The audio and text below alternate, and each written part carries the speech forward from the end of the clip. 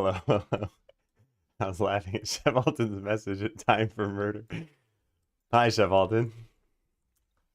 I have a very goofily named stream today. Adam is going to work on as much of the bone mode to-do list as he can today. It's the last full stream day before vacation, which is on Wednesday. Streams after that, streams won't resume until November. Yeah. So hi. I've been feeling pretty good. I think progress has been smooth on Skeleseller. We've gotten through this list, which was causing me a lot. Well, not all the way through it, but we've gotten a lot of the way through this list, which was causing me a lot of stress. And I've got a general plan for when I get back. I've also got the vacation plan, which I think will be nice to disconnect. I haven't taken a proper vacation since probably January. And that's not to say I've been working like insanely hard the entire time. I've still taken time off, but some of that time off was like productive personal time. Like I still needed to do chores and errands, and I would still work on Skeleseller in that time too. I just wouldn't be streaming. So yeah, I've taken some time off the stream, but never really any time off of work. Again, since January, which isn't that long. Hey, Kevin. AWS broke dance. Yeah. Yeah, I read about that. I think I was probably asleep for most of it. Hey, Leap Year Girl. Gonna be lurking mostly. Have a nice stream. Thank you. Yeah. Yeah, and I think the vacation will do me some good. And there's a lot that's gonna be going on then. Let's start the way that I normally do, with tenets and with the plan for today. So I'm gonna just copy paste all of this. And I want to think about what happened last week.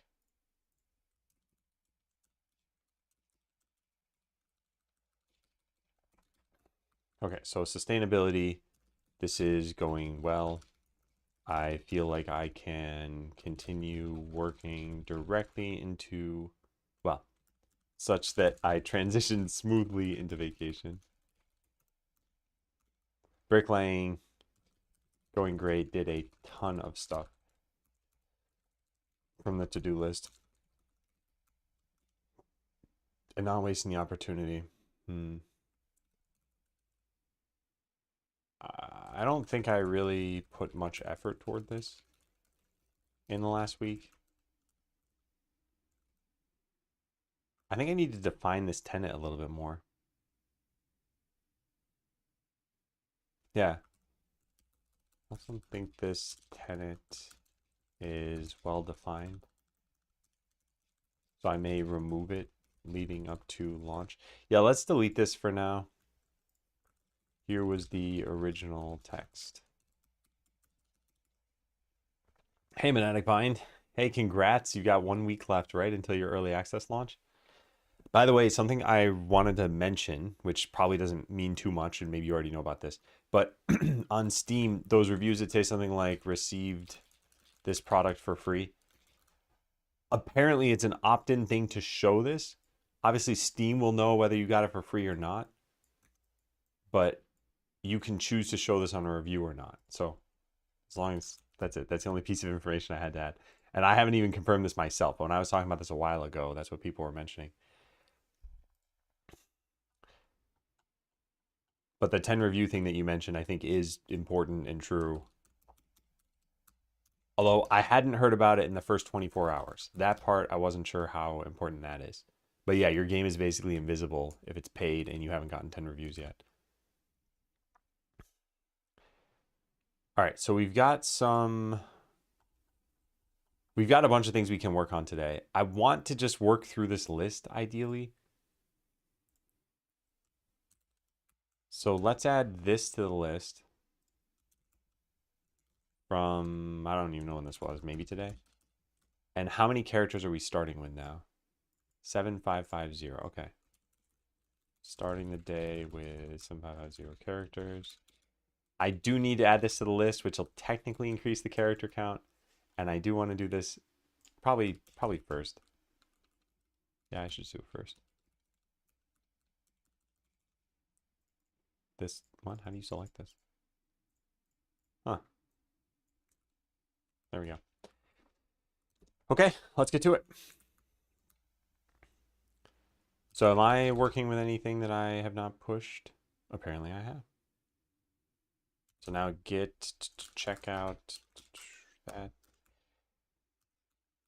Okay, so this is when trying to pick up items and presumably keys. I'm not actually sure. I'm gonna just run this and see what happens. Yeah, I'm hoping we can get some good progress today. I don't think we'll get through the whole list. We essentially have about maybe 9 hours of streaming. And I don't think 9 hours is enough to get everything done. But hey, whatever. You know, we do what we can.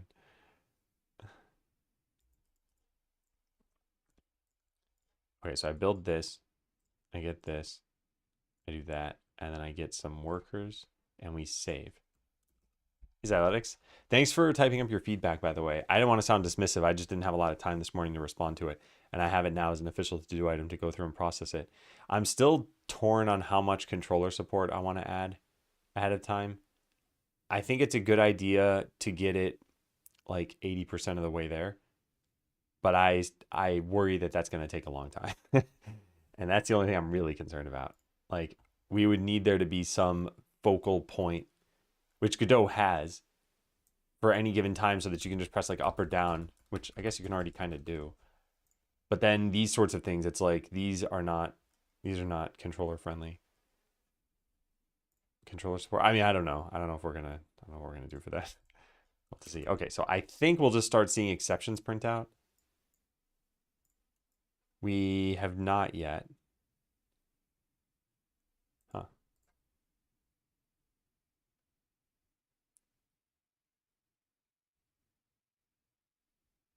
What causes them to print an exception?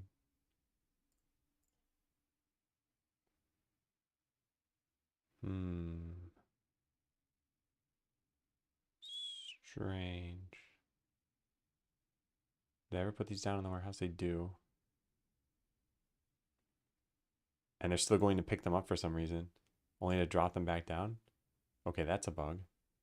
And now they're just picking them up constantly. I wonder if that's because there's a treasure chest here that could have been open, but they don't know that. Yeah, that is why. Yeah, that's not good.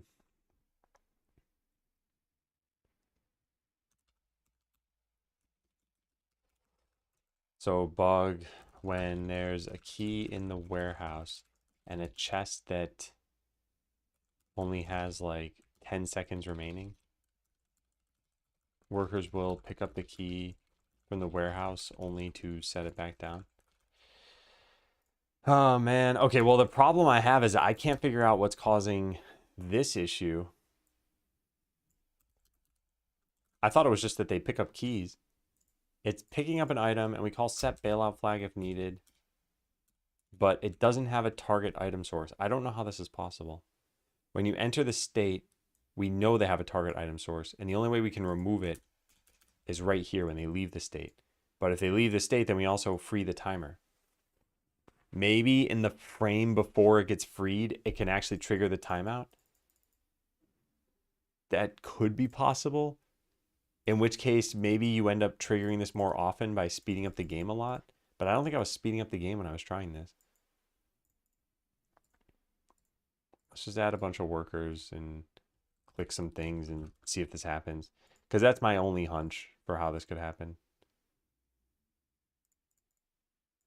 I don't see this going on. How do we do this like that?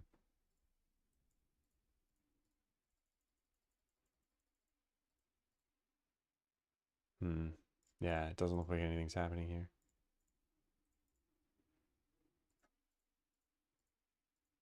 No, they're not triggering this.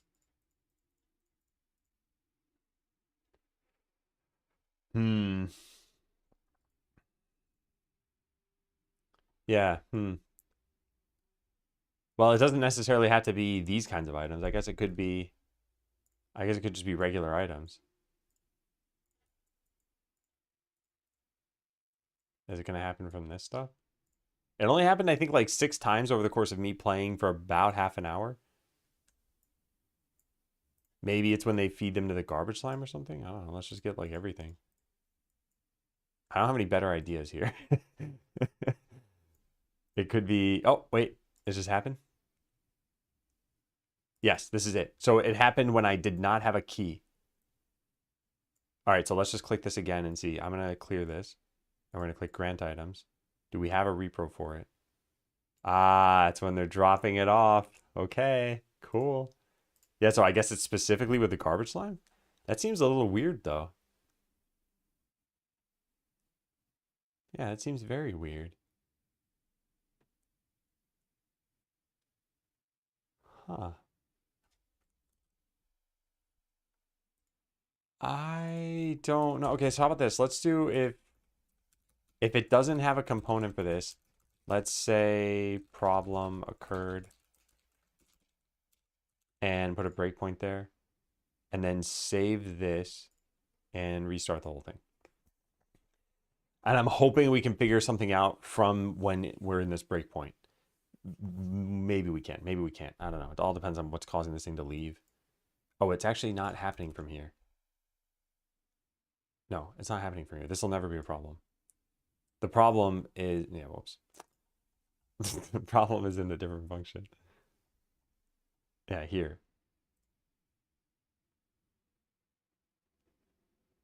It's that we time out when we don't have a target item source component. This implies that we're in the wrong state. So if we can prove that, then I guess we've found the source of the problem. All right, so add a bunch of items, speed this up. Hey, Phil. Did it happen? Hasn't happened yet. How has it not happened, though?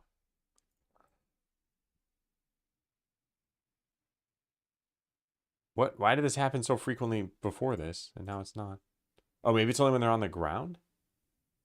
No. Maybe it's just a race condition? Maybe it only happens when you create this from the... Oh, there it goes. Never mind. Okay, ignore everything I was just postulating about. So we don't have a target item source component. What state is this in? Can we even get the state machine?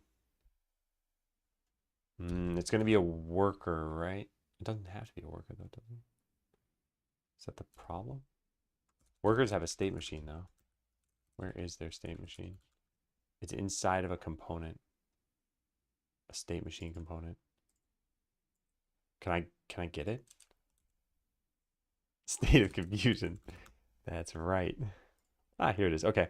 So what state is the current state? Current state is this. Can I get a name?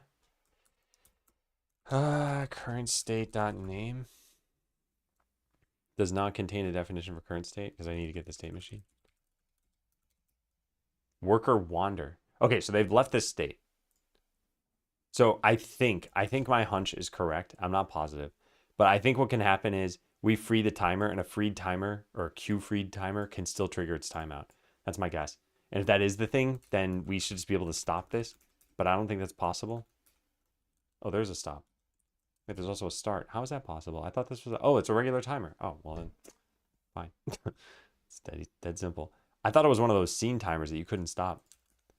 So then this is probably an issue anywhere else that we do this too. That we have a leave function that tries stopping a timer, which I think is only in one other spot. It's not there. It's not there. It's not there.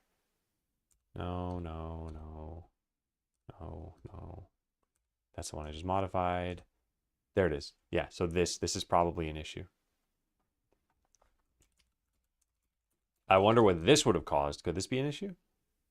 What is this timer doing? Find item to pick up. Can pick up items in general. Oh, this wouldn't have been a problem due to this line of code here, or rather the if statement. But anything else that we have?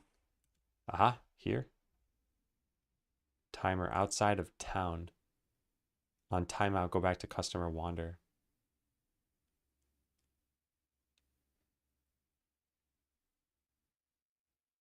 It's a one-shot timer, so this would never be an issue. And that's the only way to leave this state, so it's never an issue. Now, that said, I think we should still just write a stop here, just in case that ever changes in the future. Anywhere else? Doesn't look like it. No, here's one more. Hey, detective, how you doing? And hey, sweatpants. Could also minus equal the signal before freeing. Yeah, that's true. I think just stopping it is easier because a lot of times I add it via an anonymous function. So if I want to minus equal the signal, I need to turn this into a function first. So this is technically the same way. Timer stop. And any other ones. What are we programming here? Making a game called Skeleseller. I can show you in just a sec. Okay, yeah, now we're back at the beginning.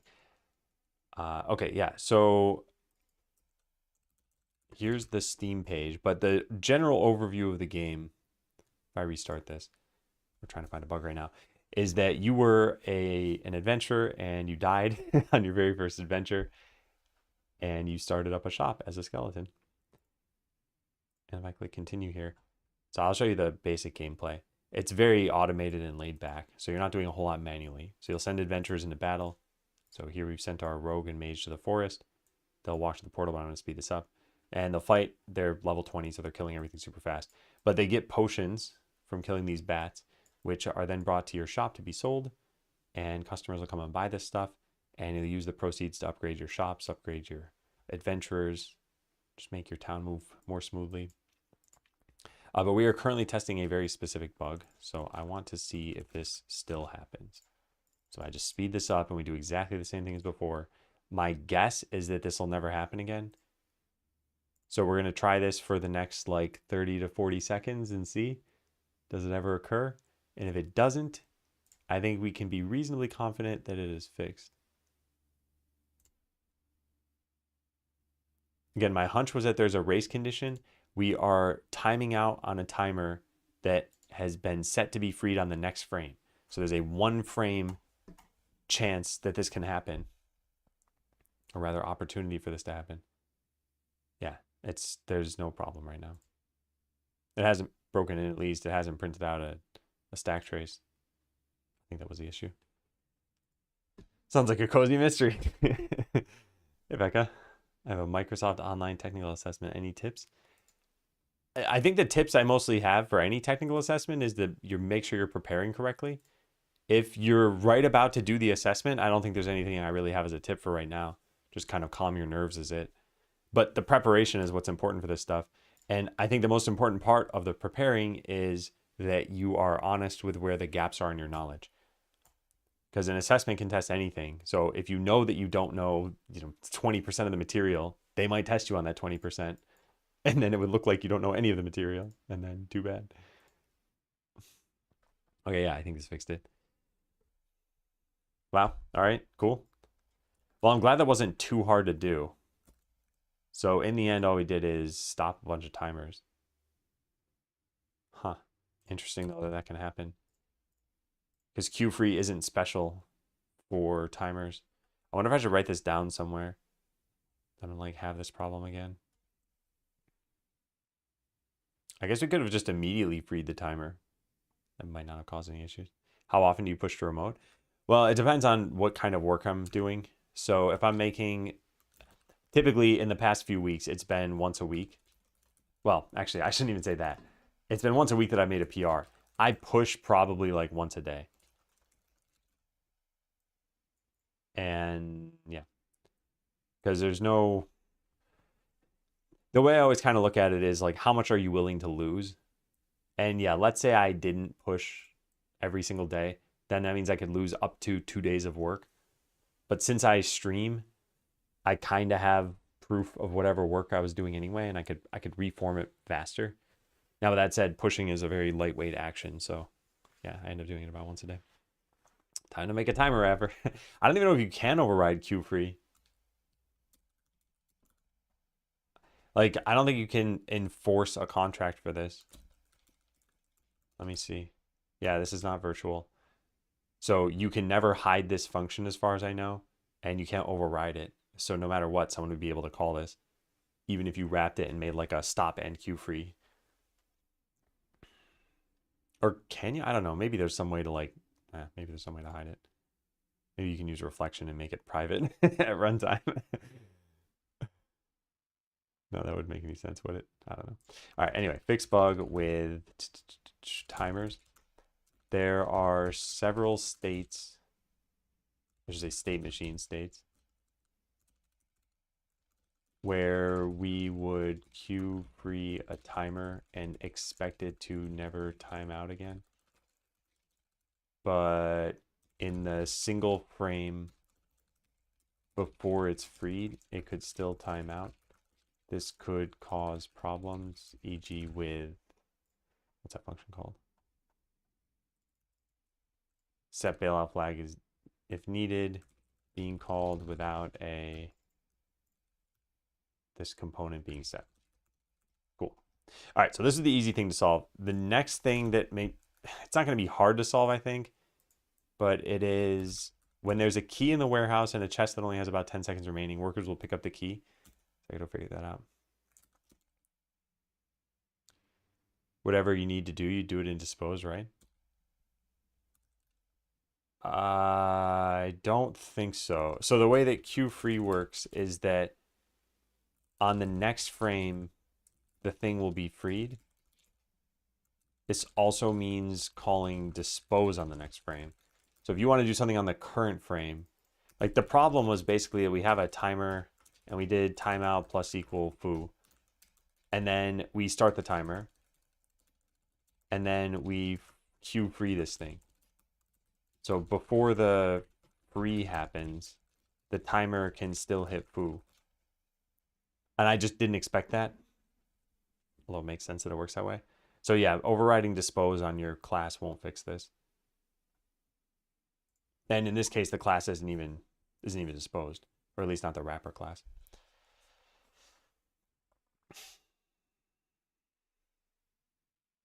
Oh, sorry, I missed your message, Cactus. I've been doing some casual programming for a few years, mostly in Python, C or Go.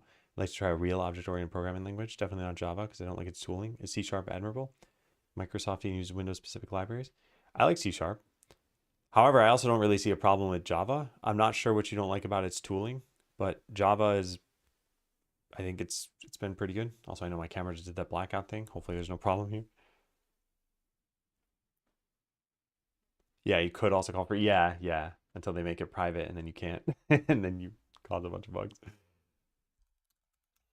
Yeah, that's the other thing I would probably consider is do you definitely want to go into object-oriented programming world?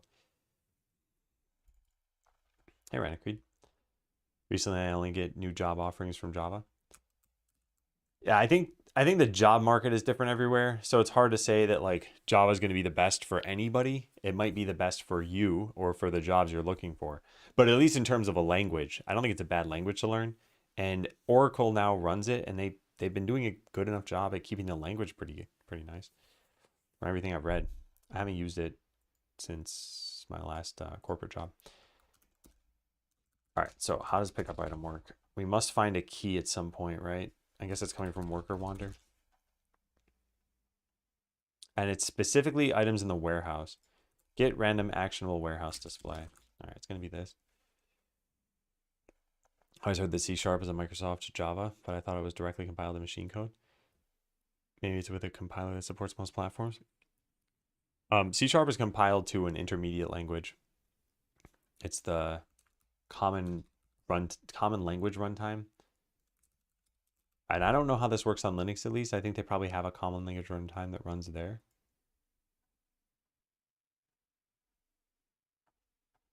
.NET CLR on Linux. I mean, it runs. There shouldn't be a problem with that. Oh. Is it through some emulation layer or something? This is something about a SQL container. Anyway, I'd have to look into this some more. But I don't think you'll feel the Microsoft-y stuff. Like, I've been working with Godot for a while, and I'm working on a Mac. And yeah, I built the game also for Linux, so there's no real problem with that. All right, so this is what I want to look into. And how does this work? Get valid item destination for entity. And it's specifically when it's a treasure chest, this has to find something that has, yeah, here it is. Time handling, time threshold to obtain as target. This looks correct. Huh. They shouldn't even find this. Wait, let me look at the repro again. Maybe I'm wrong about this.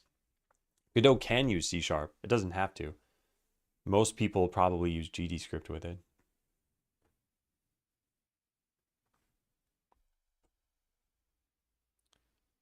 All right, so we were in this scenario, and I had some keys in. I wonder how we would like trick the game into being in this state. I think we need to stop treasure chests from counting down. Will that even do it? Oh, you know what we could do?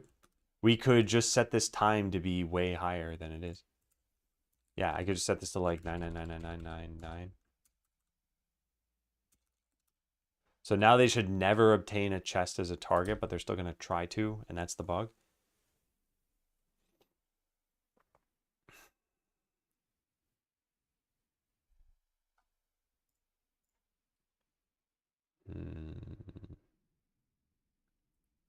Okay, so we just build some keys here and then put these here. They're not picking these up, though. Is it because all the chests are already open? Maybe that? Ah, there we go. I picked up a key. It's going to drop it somewhere, I'm guessing. Yeah, and then something else is going to pick it up. Yep. Okay, so that's a problem. So why is it happening? Worker Wander is presumably finding this. So let's put a breakpoint there. And then we go up to here, and it's going to return. Oh, it did not return.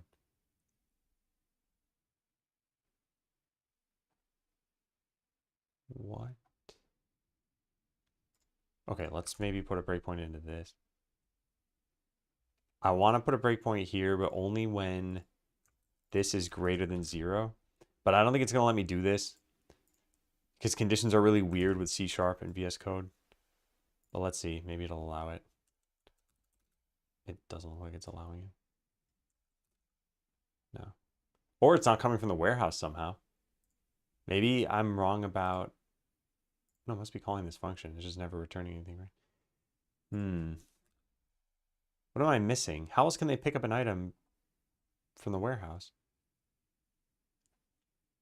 Oh, find key for chest. Oh my god. Okay, well then that's it. Yeah.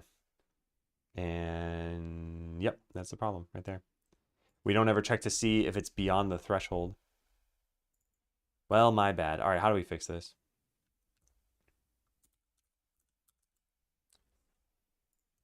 I need this to call whatever this thing calls. It's got to know it's for an entity specifically. We don't do that, do we? Find chest for key. Yeah, I want this function. All right, that checks the threshold.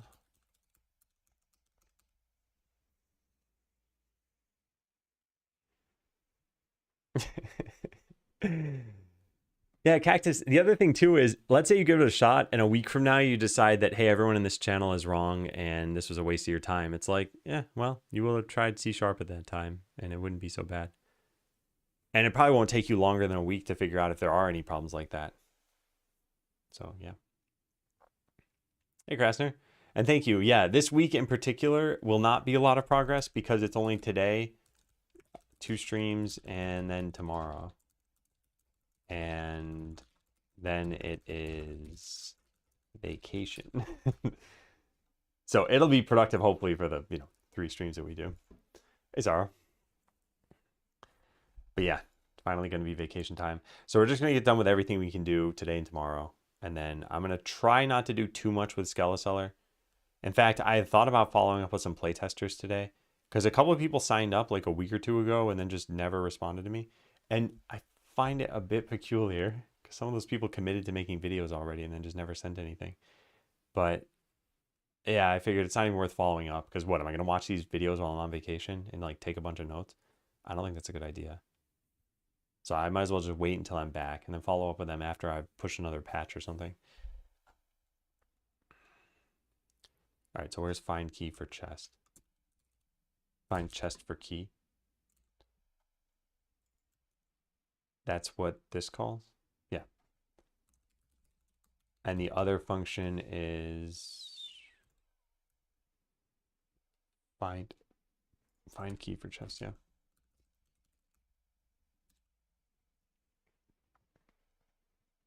Won't quit it immediately, yeah.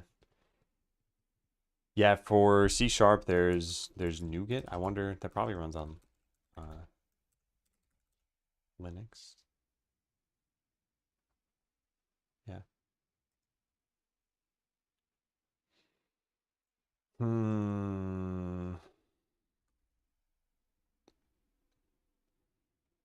So what does it take to do this? We just check to see if the chest will accept this. This is probably incorrect then, right? Will accept item. Oh, I see. Okay, okay, okay. This is not specifically for entities, but we only ever do this in find key for chest, which I think is only ever done specifically for entities. It's even got an entity passed in there. Yeah, this must be fine. Okay, so we just need to modify this then. Will accept item ID needs to also check, is the threshold passed? This is public, and this is never even used here, which I find a little bit weird. Time threshold, this right here. Yeah, this is sort of stupid, isn't it? Yeah, this is stupid. This shouldn't be public. Is it only ever used in this one scenario? No. Ugh, yuck. Oh, man. It's used in this too. What does it even mean? If the time remaining after handling in-flight keys is less than the threshold to maintain as a target. Oh, right. I was actually pretty smart about this. I just don't like that it's exposed to the public. Okay, how about this then? Let's do two things. Let's go fix the bug, and then let's make the code look a little bit cleaner. This stuff probably shouldn't be public. All right, the fixing the bug part should be pretty simple. We just change this to be...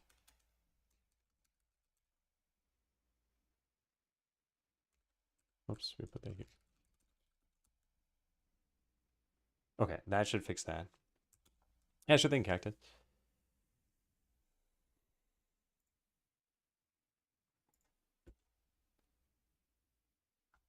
Internet outages map. Wow, neat. All right, so we say continue and then nothing else. Do we need to do anything else? Yes, we need to click these things. All right, let's get these all out of the way. Go on, get done with it. Okay, then we get a key into the warehouse specifically, and then a chest, and then we save. And they should never pick up this key. Good.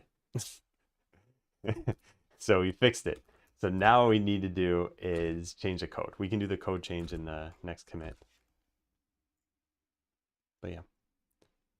All right, so we get rid of this. Fix bug with keys. Workers could pick up keys from the warehouse even if there was no suitable chest as a target. The specific case where this would happen is if a chest had some time remaining, but not enough for a worker to acquire it as a target. All right, now we go fix the public-private stuff here. So this is used in what? 5 places? 1, 2, 3, 4, 5, yeah. But 1 is internal already. So now we need to inspect all of those places. This one is, oh. This is in the treasure. All right, never mind. I'm not going to do this. We're just going to leave it as is. Yeah, there, done. Okay, so that's finished. Next up, hire adventurer button on the town menu should stay green while you have a deferred adventurer choice. The town perks already work this way. It also means that we need to listen to event chose perk. We should do this with any such choices you can make. What choices haven't we done this with? If I just start a new scenario here. So town perks, if I click this, the button is still green. Buildings, if I click this, the button is still green. Level up, if I click this, the button is still green. So it's It's literally just hiring that doesn't work that way. No, it works that way. What? I think this is just fixed. I think I know what fixed this too. We've got some special function here now somewhere. I don't know where it even is.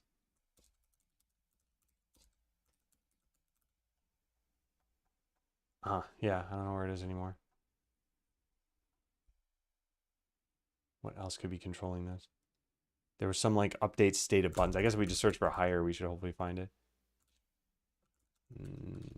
No. Hire adventure? Yeah, here it is. Update perks button. There it is. So I think this is what's causing this to work. Hey, Meridio. All right. Well, that was easy.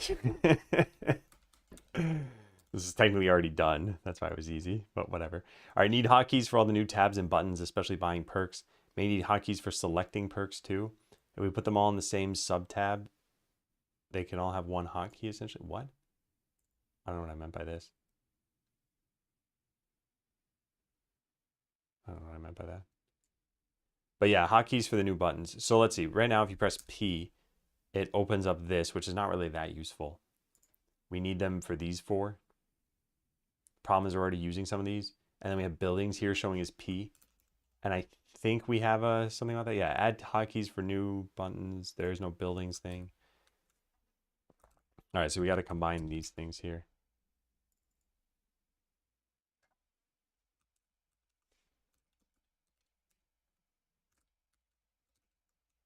Or whatever.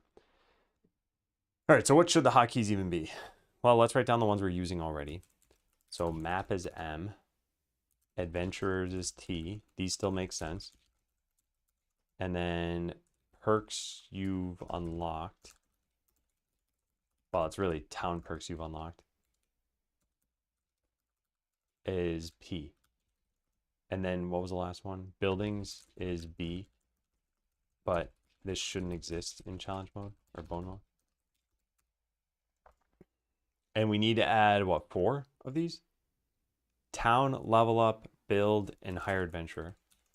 Town perks, level up perks, perks and hire adventure.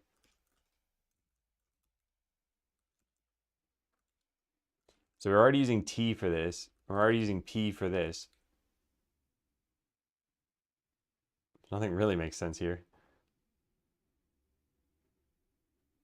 All right, well, let's ignore that for now.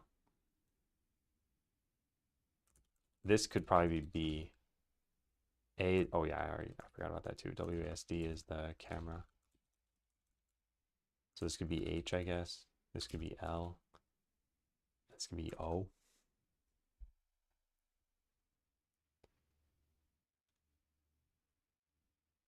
Yeah. Yeah. I don't like... These are essentially right-handed keyboard shortcuts on a QWERTY keyboard, which doesn't feel great. Yeah, if you just look at something like this, like O and L are way over here. But I guess we're already doing that, right? Aren't we using M for something? Yeah, we're using M, we're using B, we're using P. I'm not super concerned about that for right now. Plus, at some point in the future, maybe we want to allow for rebinding these keyboard shortcuts. Why not 1, 2, 3, 4? 1, 2, 3, 4 is used for the quick move menu. And I'm thinking, so these are all used here. So if I press 1, it'll go to a shop. And I'm thinking of using them for these choices too. So if you have a choice in here, you could pick 1 and it would pick the first choice. So that then moving between tabs would be difficult because you might press 2 to go here and then be like, oh, oops, I meant 3. And instead of going to build, it actually chooses the cleric.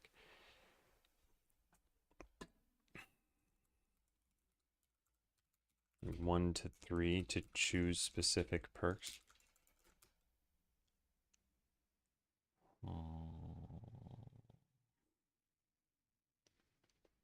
F1 to F4. That could work too. We could have 2 shortcuts for it. And hey, Codex. Yeah, I kind of like that.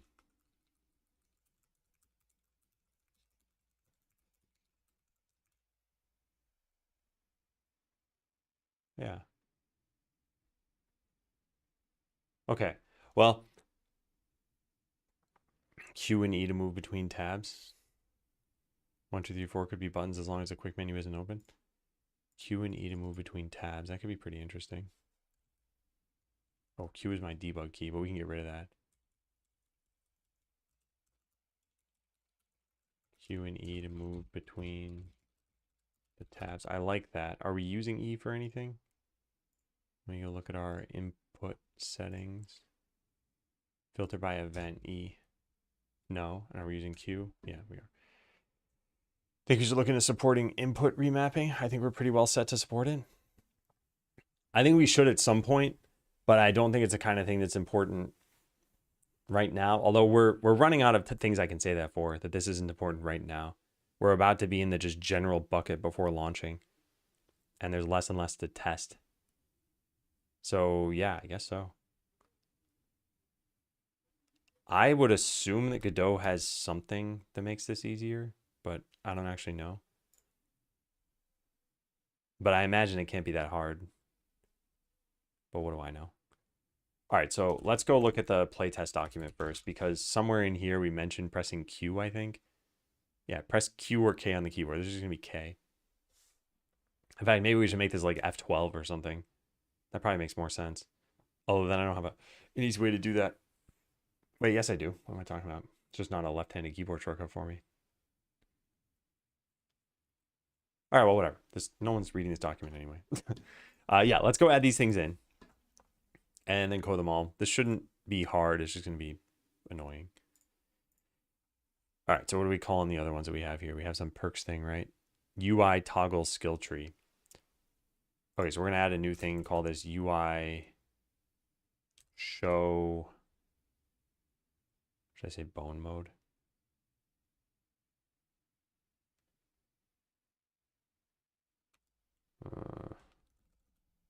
Show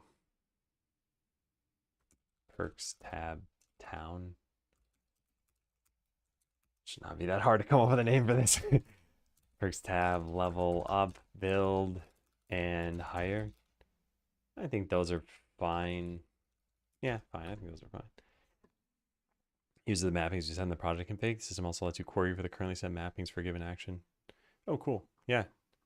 Yeah, that would be cool. All right, we're going to add this then. So this is going to get added. And then all these other ones are going to get added too.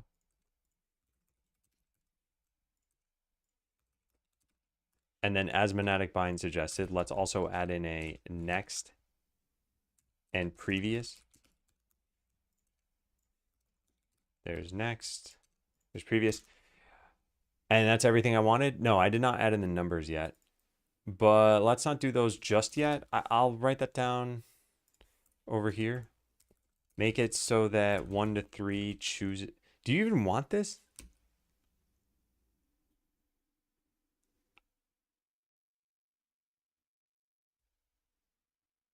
I don't think I want to do that for right now. Yeah, let's not complicate things. All right, so now we go customize these keyboard shortcuts. So down here, town is gonna be O or F1. So add keyboard key. Can't you just like press it? Yeah, O. And then also add in F1. That is not F1. Because I don't know what I'm doing. What am I doing? There. No. Where's F1? There it is. I don't press F1 a whole lot on my keyboard. All right, level up. What do we say for that one? L or F2? So L or F2. Then build is B or F3. B or F3. Then hire is H or F4.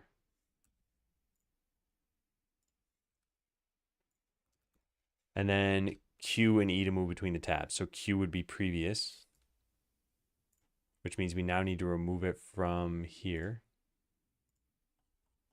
And E would be next. Okay, cool. So we got all those typed in. Now we need to save, of course, and then we need to go use them somewhere. So let's go figure out what's currently handling UI toggle skill tree here. It's in the overlay visibility controller. And what is responsible for managing? The town menu has some way of showing a particular button, right? Toggle, yeah, like buildings perk. Where is that? Pressed on toggle building perks. And what listens for this? The UI. So shouldn't the UI just have the keyboard handler? Probably. Although technically the overlay visibility controller has all this too. So I guess I can just go there. 85 filter, yeah. What was your first job in a tech company back in the days? I think it was an internship for a company no one would have ever heard of. So probably doesn't really help to share that too much. But I've been kind of vague about the chronology of my career. So I'll probably continue to be vague about it. Previous and next, I had one of those in the tab controller class, so it applies everywhere. Oh yeah, good idea. I'll write that down. Okay, but for these, we're going to go back to overlay visibility controller, and then, by the way, I guess these can just have an else if.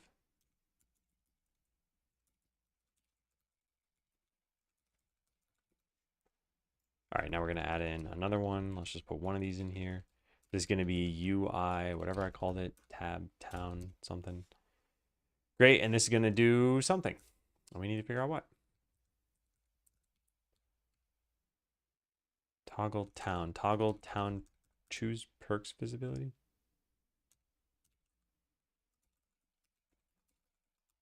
How is this? Oh, yeah, okay, that's fine. Hey, Dev. What's your first stack you worked? Oh, man, I don't even know.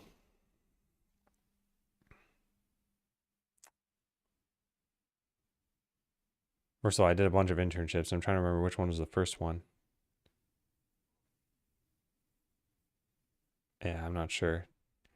Anyway, one of them might have been like Flash and action script. It was a very specific thing that was needed out of that. But yeah, then it was all like C, C sharp, Java languages you've heard of. Can you switch over those? Yeah.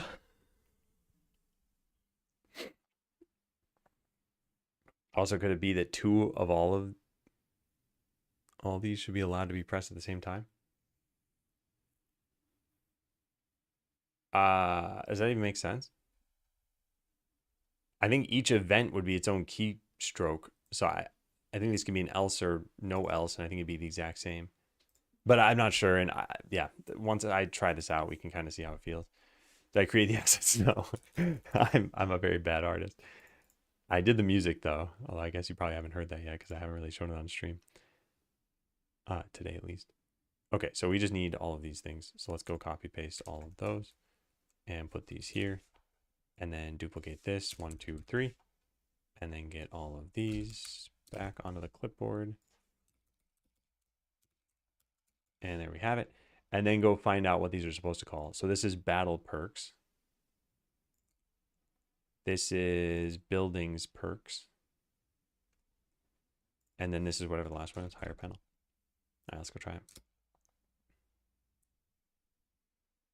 Not sure about that since we do input is action press.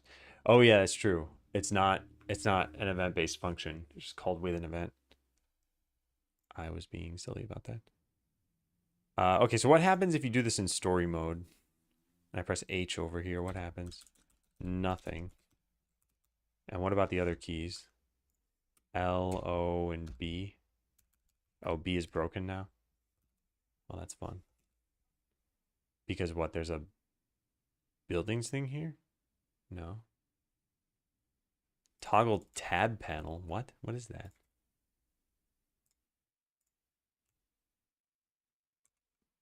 X? What?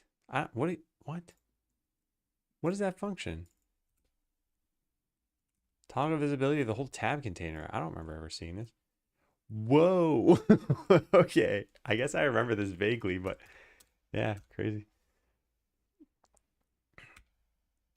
All right, so it doesn't look like it's breaking here, but we can't press B to go to buildings anymore.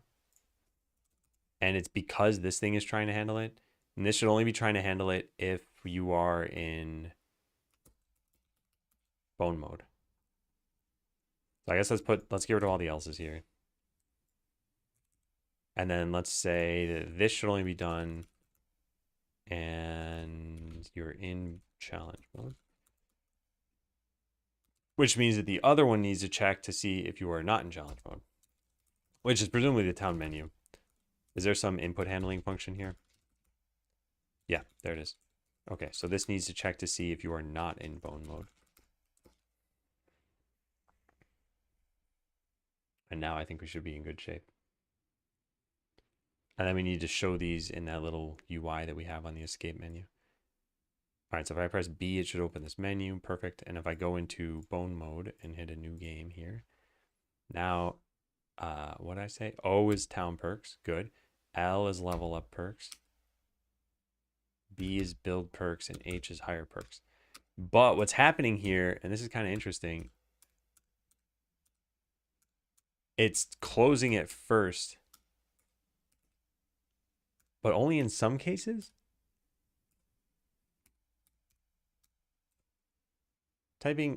Going from tab 2 to tab 1 doesn't close it. But any other one does? No, it's not even always true.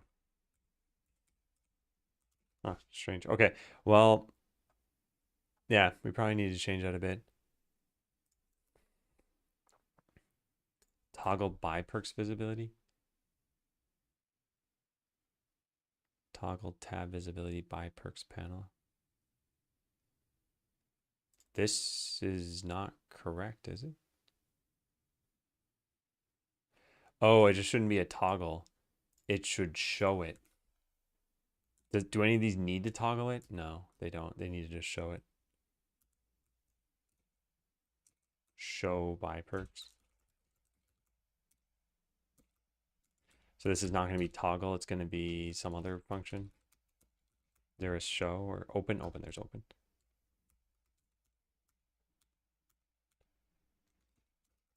Open map. And then what is this taking? A tab ID. I've got a tab ID there though. Open tab ID is inaccessible. Oh, it's private. Okay, what else calls open then? There is no way to call it publicly? Oh, it's curious. Well, let's just make this public then.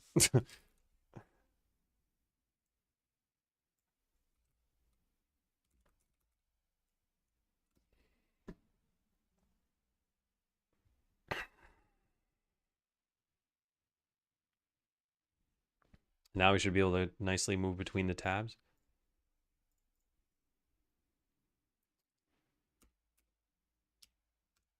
Nice. This does not let you close it though.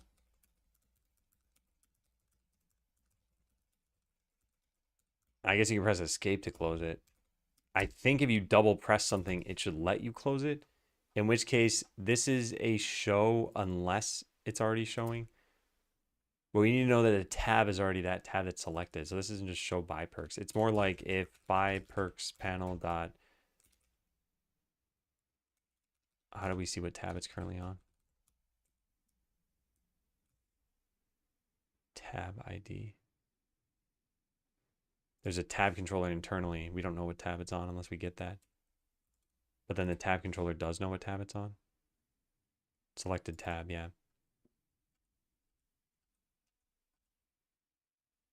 We could expose that. Or we could just check to... No, could we do that? There's a select tab. I almost wonder if we should just let you pass through the tab controller.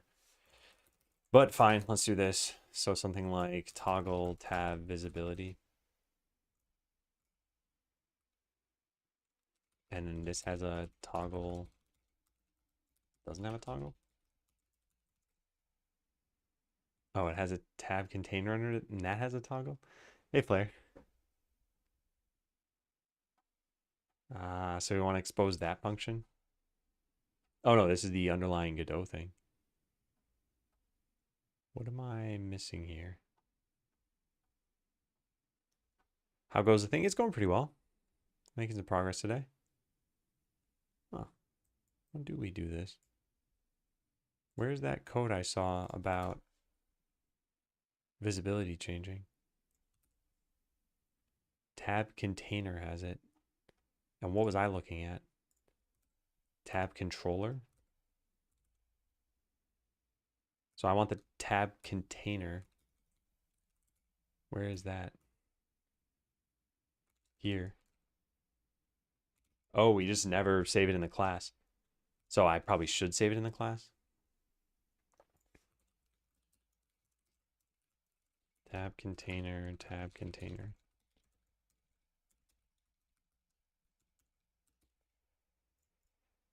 Okay.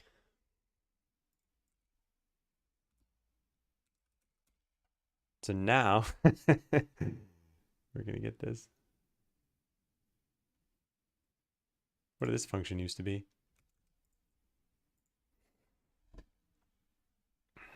I think it's best to use the tab controller since it operates on the enumeration. I didn't see something for toggling visibility there, though. Like, this has a toggle... Wait, does it? I don't even know what I'm talking about. No, this is the Godot thing. I keep forgetting. Hey, would you just say to me, happy 2 years? A momentous occasion. Thank you for the subscription. Finally resolved the design issues I was running into with my game. Now all that's left is to force myself to implement them. Nice. I think solving design issues is tough. Yeah, I'm running into a small problem here in that I am not paying attention to what I'm doing. So I want to change, let's get rid of this for a second. I don't even know where that came from. I want it to be that in the overlay visibility controller, if something was already visible, if that tab was already selected, that we close it. And this used to have some code here. Yeah, toggle by perks visibility. Toggle by perks visibility. What happened here? Oh my God. What am I doing? And then return, I guess. Otherwise, do this. All right, so the thing we need to check is which tab is selected. And we don't have that right now. Oh yeah, no worries, no worries. Tab controller, selected tab. So this is what I need to do. Public bool is tab selected tab ID. Good. And then we plug that in here. Is tab selected. And this is going to be this one. All right, now this doesn't exist because I must have deleted it. Did I? Yes, I did. This is toggle. This is not going to be hide. So there's a show by perks and there's a hide by perks.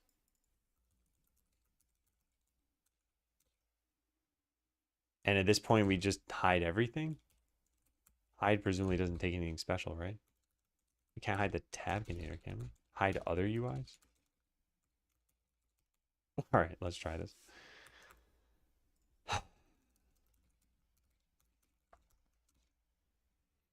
Hey, Reflex. How you doing?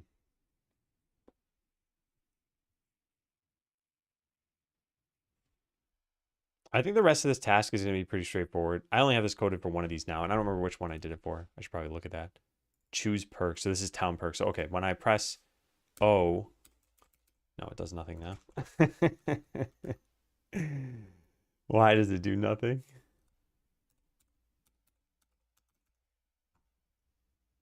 If this is selected, then hide it. Otherwise, select it. Huh, weird. I don't see what's wrong with this.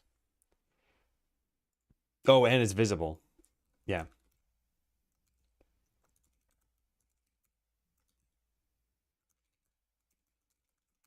There.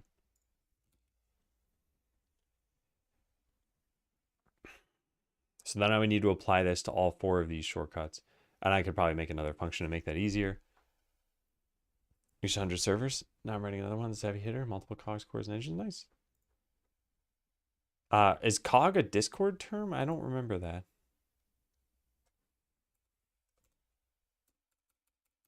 This is off by 1 or something. Something weird is happening. Yeah, something weird is happening here. I don't see what though.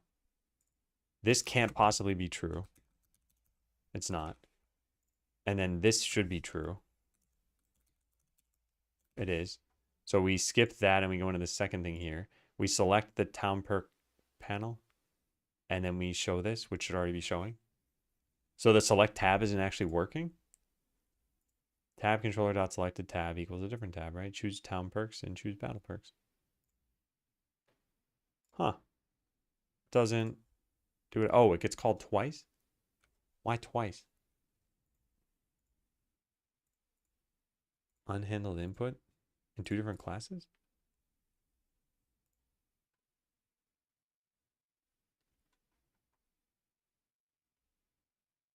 That's weird. Let me just print this out.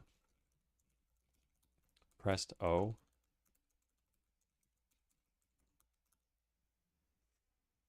I don't know how that get hit twice, huh? So I call. Oh, I see. Okay, gotcha. Yeah.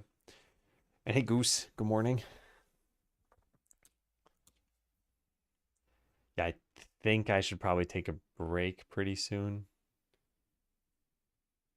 And I just want to figure this one part out. I don't think this should be hard. I'm kind of surprised that I'm even struggling with this. All right, so this guy hit once, and then that's it. And what happened there? Yeah, we opened up the correct thing. Now I do this. Wait, what? Now it's working? No, it's not working fine. Something strange is happening. The to-do murderer does not take breaks. Hey, Oakleys. And Goose, thanks for the resub. Happy 28 months. Okay, yeah, I think I'm going to take a break, and I'll just write here where I left off is that I'm being a moron. Not sure why O won't toggle the tab correctly. All right, is it jump time? It's jump time. For anyone who's never seen this, just type join in Twitch chat, and then J and a number. Try to get to the top. I'll be back in a little bit.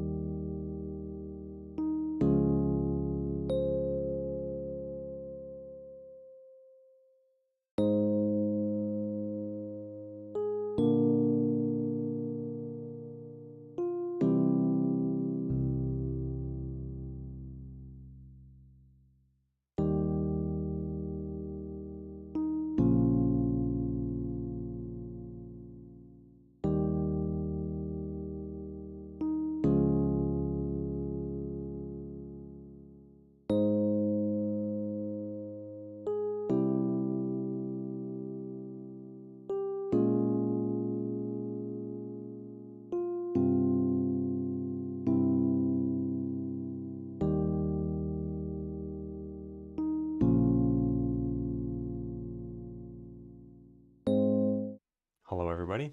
Hey, Chicken Nugget. Close the game. All right, let's try to figure out why this stuff is happening. What could I be doing wrong? See, pressing O right now is doing nothing. And it only does something every once in a while? Like, how is that possible? Okay, I see. It thinks it's being pressed twice. Like, it's going up by 2 every time, or most times. Is that a keyboard problem, or is that a... No, it's only single typing. Can't be a keyboard problem. Atypical. Happy Diwali. Yeah, we went to a Diwali party on Saturday. Huh. This is incredibly strange. Why would this be getting hit twice? Is action just pressed should only be if it was pressed and released? Returns true when the user has started pressing the action. It will only return true on the frame or tick that the user pressed down the button. What? What am I missing? I don't do this anywhere else, do I? No. Did I just hear the volley party? Yeah. Yeah. I'm very confused by something that's pretty basic here. I'm pressing O on my keyboard. And it's happening an odd number of times, a lot of times, but every once in a while it's an even number of times, a lot of times. Every once in a while it's odd. Is it like the length of time I'm pressing it?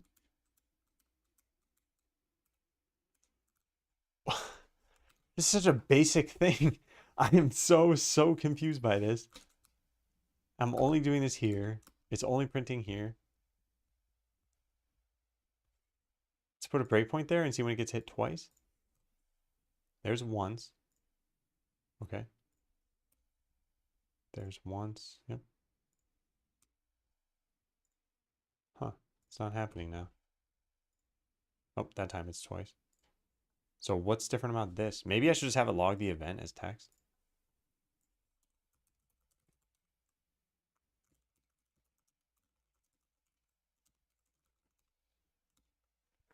Check the call stack. Is it the same source for each hit? It's a Godot function that gets overridden. So I shouldn't even have any control over that call stack. But yeah, I could take a look at it. This is very perplexing. All right, so if I press O, yeah, I pressed it once and it says pressed O twice. All right, let's look at the call stacks.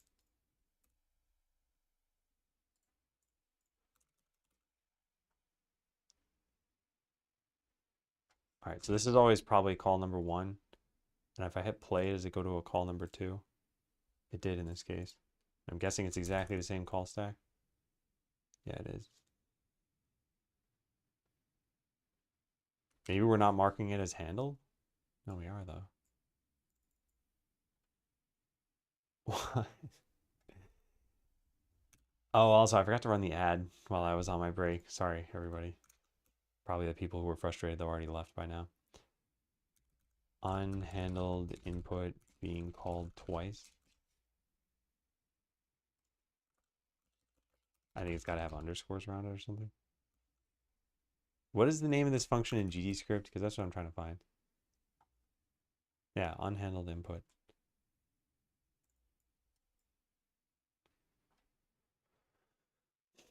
Duplicate input events on tab container. Oh, look at that. So this is just a bug. Seems to be an issue with tab containers specifically. All mouse click events are duplicated and are sent twice.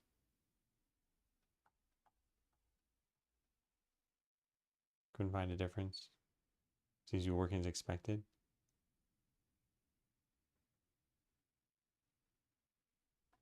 Huh. Yeah, I'm having this too, but this person never provided more details, which is rather unfortunate.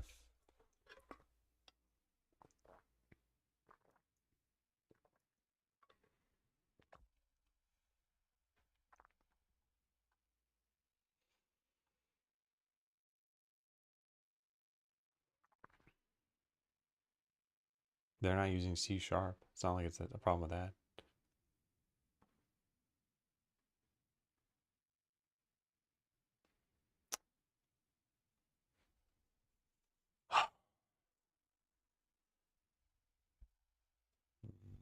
Why did I never have this problem happen before? Also, this technically isn't a tab controller. Yeah, the unhandled input function is actually just in a control. And nothing else tries calling this. And I don't have any other, like, you press the O key or something. In fact, nothing else should be pointing at O. And either way, it wouldn't matter for this. How do I do this? Over here. Yeah, it's just this. I wonder what happens when I press F1. Like, is this somehow a problem with pressing the O key?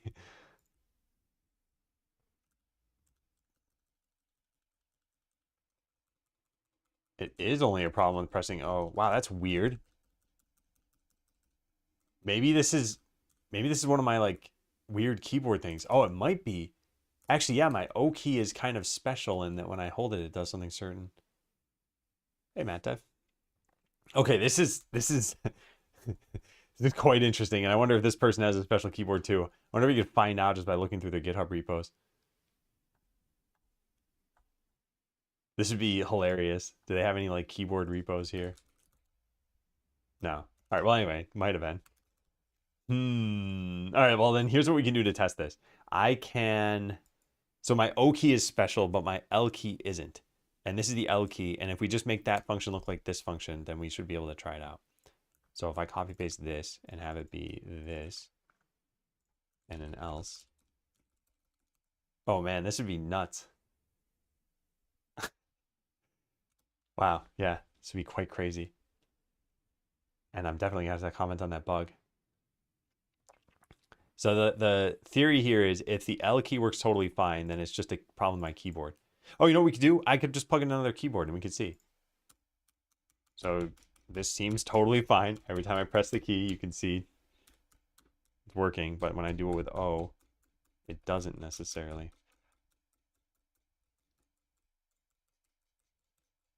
What is my... Yeah, this is user error.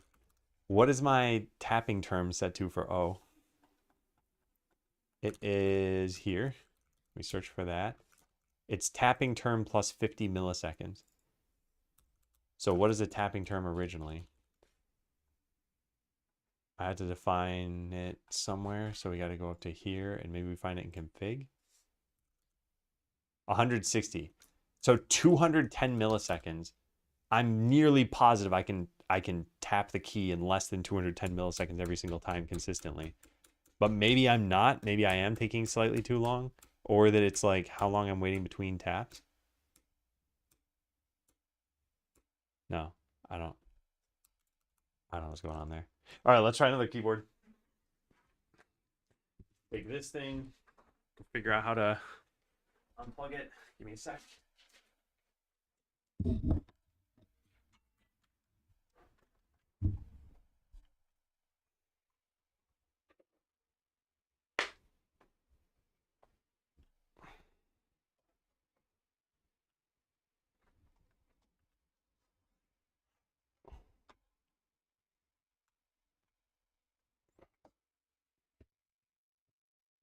I'm playing the keyboard. All right, now we press O on this keyboard.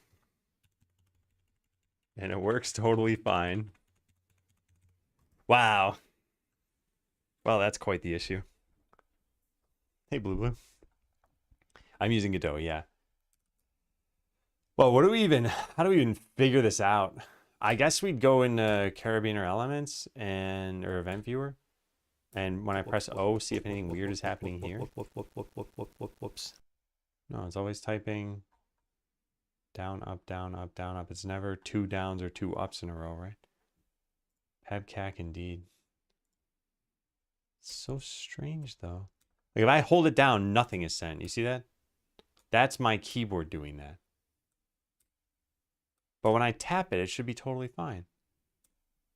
And this is showing it as totally fine. So how is Godot seeing something different? Could it be the period between key down and key up? Maybe. Is there a way to see more details here? Like the exact timings? Hey, TJ. If I press this, does this work? Yeah. So this is on my like regular keyboard. But you can just hold the key down and make it have a longer delay in between the two. So that probably doesn't make sense. Is that how this works? If I hold this down? No, it's on press. Oh, that's a difference. And that's what the function said too. So something is, okay, hold on. Unhandled input. We go search for this. Or no. Is action just pressed, I mean. It says right here, returns true when the user has started pressing the action. That's not how that works for me. When I press, oh, because I can't know that it's pressed until I've released it because of the dual function. Okay, I gotta write this in the issue. Yeah. So I had nearly this exact same issue happen to me and determined that it was caused by QMK on my keyboard. More specifically, the key I was trying to detect from unhandled input was a dual function key.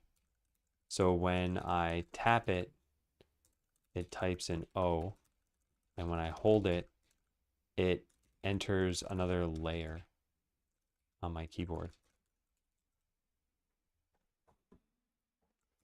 I don't exactly know why this would cause a problem, but single function keys on my QMK keyboard worked fine, and the O key on a non-QMK keyboard worked fine. Delays the key down notification until you release the key. Yeah, but the weird thing is, so here's what I suspect might be happening is the keyboard is sending both down and up on the same like frame, I guess. Hey, ABC. Yeah. I think it's that it's sending the up notification instantly because it shouldn't matter that it's delayed sending down.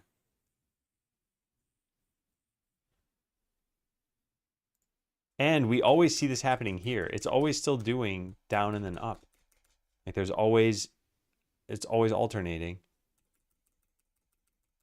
So every single time I press this, we are getting a down event. And that's why I wanted to be able to see, if we do copy to pasteboard, does it paste with, no, it doesn't have times.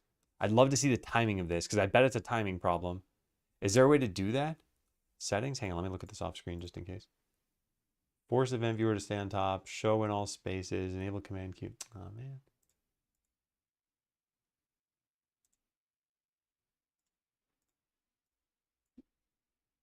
So it's canceled before it even starts? Well, it's probably just the Godot has some special logic for when it detects both down and up at exactly the same frame that something weird happens. I don't know. 125 thing was the MS timeout between keys or something. So that 210 milliseconds is, it's, if I hold the key for at least that long, it won't type an O. So as an example, watch this. I tap O, and I can consistently, every single time you see my finger get pressed down, I'm typing an O. So like I can consistently do this within 210 milliseconds. But if I hold it, whoops, sorry. If I hold it, it does not type an O, and now I'm in another layer where I can move the mouse or I could change the volume on my operating system. So now I'm in a layer. So the difference between how long it knows what a tap or a hold is that 210 milliseconds. And that is not what's coming into play here. What's coming into play is probably QMK synthesizing the key events. But we could do a little bit further here and we could look into exactly how this code works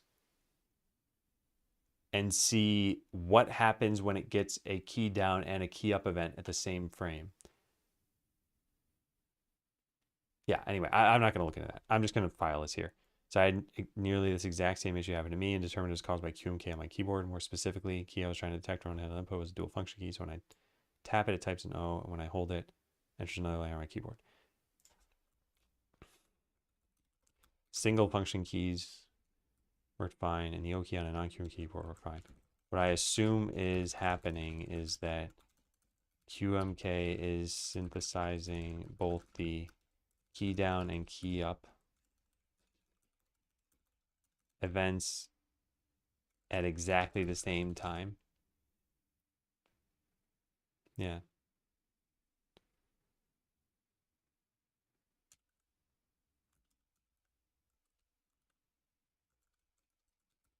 event viewer on macOS shows both the down and up events.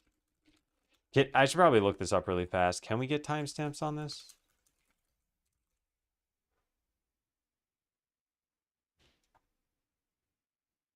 Is there a way to...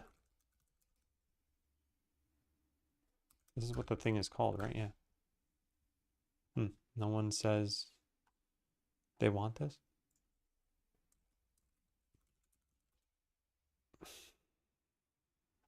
No. That's too bad. I had to have a queue in case the user hits another queue really fast, that it doesn't collide with the delayed key up. Yeah, I wonder if I'm just on it. Like QMK might have fixed this since then, and I'm just on very old firmware. Hey, Broken Crown.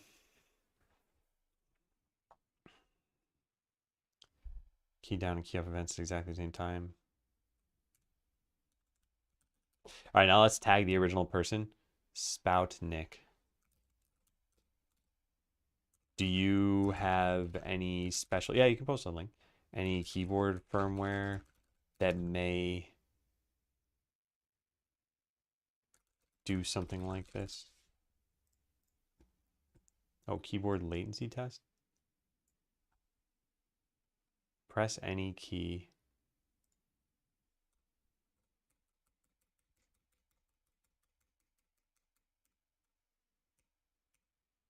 Wait. Oh, yeah, look at that. When I press J, the latency is very different. So it's not at exactly the same time. Yeah.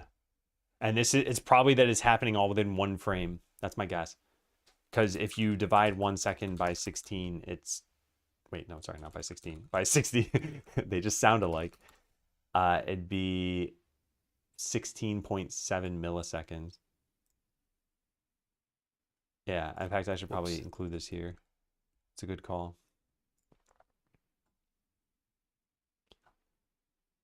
What I assume is happening, so by typing into this, I see that my O key shows, where'd that site go? Here. My O key consistently shows like 3 to 9. So wait a second though, for this to ever work means that it should show sometimes above 17 milliseconds. It's never doing that. How do we clear this? I guess I just scroll up to the top, yeah. Yeah, it's never going beyond that. Although maybe it's because browser versus Godot or something. Unless the down and up is between frames. I think the down and up needs to be between. Oh, I see. Oh, like right at the frame boundary. Okay, that might be what's happening. And then it's just a lesser chance of it happening when it's a small number.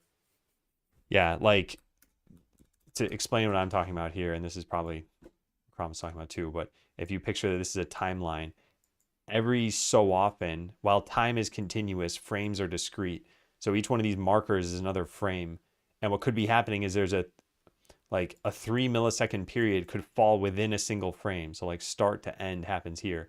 But if we moved this entire thing so that it's at the boundary of a frame, like 5 milliseconds might span a frame. I think that's what's going on. Yeah.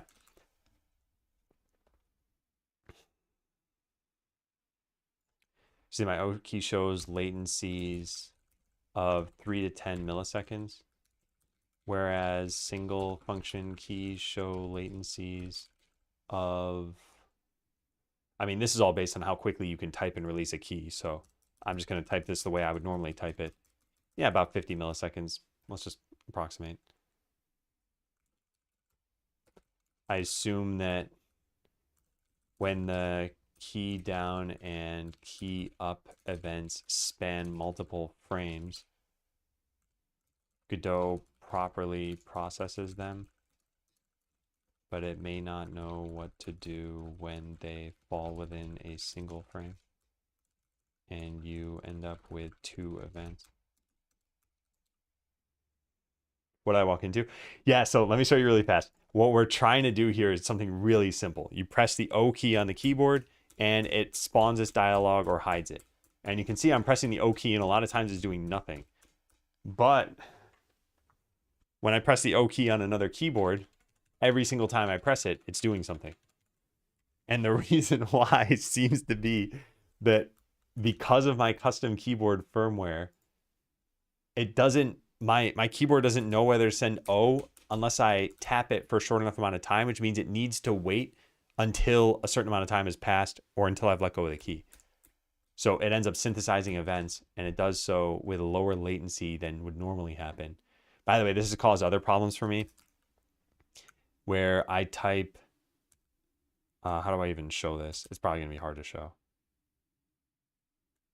Yeah, no, I know how to show it. Wait, it's not working. Huh, yeah, it's not working here. Is it because of...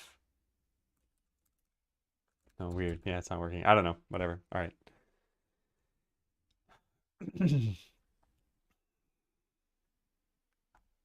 Caused by QMK on my keyboard.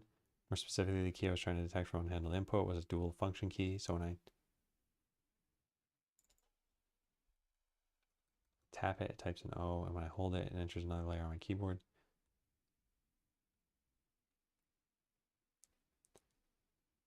See, my O key shows latencies.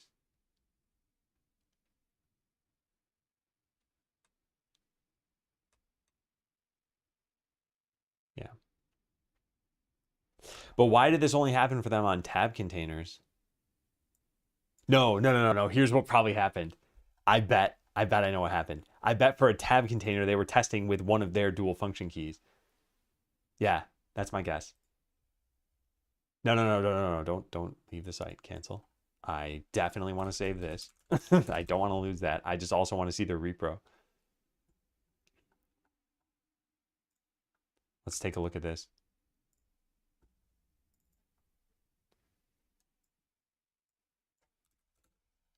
Where's their code? Here and here. Interesting. They use select for both of these, but maybe because this is just the repro case. What is select by default? Is it enter? Why would you make your enter key a dual function key? Wait, no, it's not. Select is not a thing by default. No, it is. Never mind. It's space. Yeah, in space they might have made dual function because on a lot of keyboards, if you don't have multiple thumb keys, you might want your space to be a dual thumb key.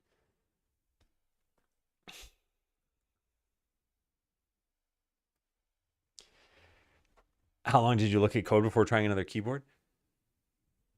I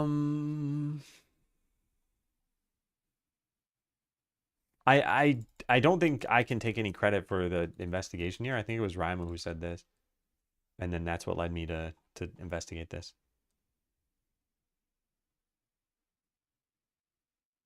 Yeah, okay. All right. I'm pretty confident this is the problem. Note to Godot maintainers. Well, I'll just leave it like that. Yeah. All right, comment. Sets flags like is pressed on key. So if it is not when they process the frame, I don't know how they can fix it easily. I don't think Godot is responsible for fixing this. Like I said, this is a problem for me in another case that I just can't seem to repro right now. But I have this happen a lot where I have a link on my keyboard like this, I guess, and I type something like this. Yeah, okay, it just happened there. So I have a key for backtick, and I have a key for shift paste. So it's Control Shift V, I guess, on Windows, and then I type backtick again. So I do this, and it always applies the shift to another key. This might be unrelated, but anyway, we like another set of people in another repo investigated this, and they said you just need to insert a delay. So I bet QMK has that functionality now, and I just can't get that to happen. Anyway, none of that is important now. Although I am very, very curious about that person's response. I really hope they answer. Are they active on GitHub? Like, when was the last time they did something? Yeah, they're still making commits, at least in October. No contributions since like the 5th, but they've never been inactive for longer than like 2 months at a time. So I'm hoping they see this. Hey, dang, good games.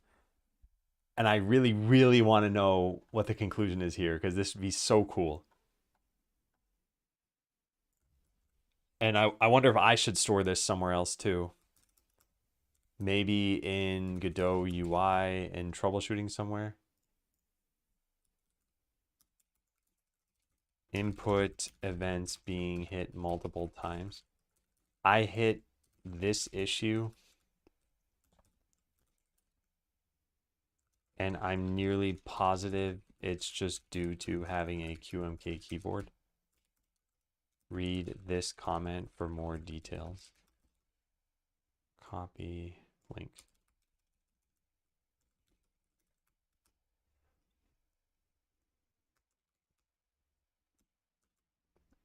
Wow, crazy. Crazy, crazy, crazy. I love finding stuff like that. That's so cool. Yeah, I'm not even mad. All right, well, we still have work to do. And now we gotta go find out where I even wrote any of this. All right, let's close everything else that we have here. Come on, get rid of it all. Don't care. All right. So what I gotta go do now is write a simple function that'll do these things. And this, I guess, doesn't really need to be public. Although, why are these things public? Because of the button that we have for that. But the button can only be clicked to show things. Yeah. Sort of stuff is peak internet. I just, I have a list, or at least I was keeping track of this for Botland, and the list was called Crazy Bugs I Found and How I Fixed Them. And it was all these just bizarre little ways that things would happen that was so far out of the ordinary. And I'm trying to think if I can remember any examples off the top of my head. I don't think I have this list public right now. No. Yeah, I'd have to go hunt it down. Yeah. Anyway, one of them that I do remember was there was actually an AWS platform issue where, in short, like AWS promised a machine of strength X, but only provided one of strength like X divided by 2. And I'm very much simplifying this. It was like either CPU or RAM or something was cut down, and this took a lot of investigation to figure out. And then Amazon fixed the bug. Yeah. All right, so we need a function here, private void show tab or hide entire container. And we need a tab ID. Show by perks tab or hide entire container. Yeah. So this is going to be this tab ID. If it's selected and this is visible in tree, then hide it completely. It's hide by perks. Otherwise, do this. Done. Okay, so now this can change to just be that single line of code. Same thing here. Then building. This is the build panel. And hiring. Where's hiring? Here it is. This is the hire panel. Now, what does hide by perks look like? Just tab container not hide. And now it's only ever called from one spot. Yeah. So what is that again? Tab container not hide. Now we delete this. And we move this to the bottom. Okay, so now let's go try this out. And we're going to try this with a keyboard that's not going to mess me up. Take care, leave your girl. Yeah. By the way, I will still be online this afternoon and tomorrow. So I might see you again, but yeah, if not, hope you have a good my vacation too. All right, so we're going to type O. Looks good. L, good. B, and H. And we should be able to go between any of these. So I just type Holb. Yeah, nice. And then F1 through F4 should work for this too. Nice. Wow. Like I said, this all should have been simple, and I just got held up on that. Like, why isn't pressing O working correctly? I am so curious about their answer for this. So curious. right, so the next thing we need to do is make next and previous work. And as suggested, Kevin said we should put this into the tab controller itself so that this can just select the next tab or the previous one.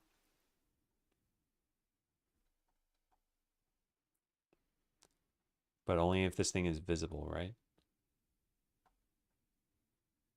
So this does not inherit from a Godot thing. Yeah, this doesn't inherit from Godot. So we can't add a listener here. Could you add it like this? Tab container unhandled. No, there's no signal for this. Well, I guess the tab container could get it anyway. The tab can. Oh, this is just a Godot thing. So we need to inherit from this.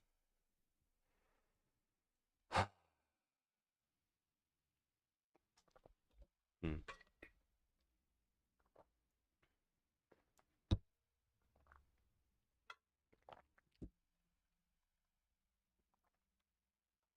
Yeah, we would need to. Do I want to? Well, how often do we use these sorts of things? Panel tab container. Does this inherit from? No, it doesn't inherit from that. I just want tab container. And I just want to search for it like that, I guess.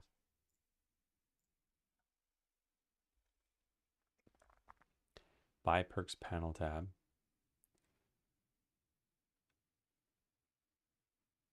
These are all just apparent. Okay, so there's one there. Delete these other one. There's one there. There's one there, and then I'm guessing that's it. These are all just styles now. No, then there's one more there. Size container control tab container. Yeah, that's fine. And then we fetch them in several places.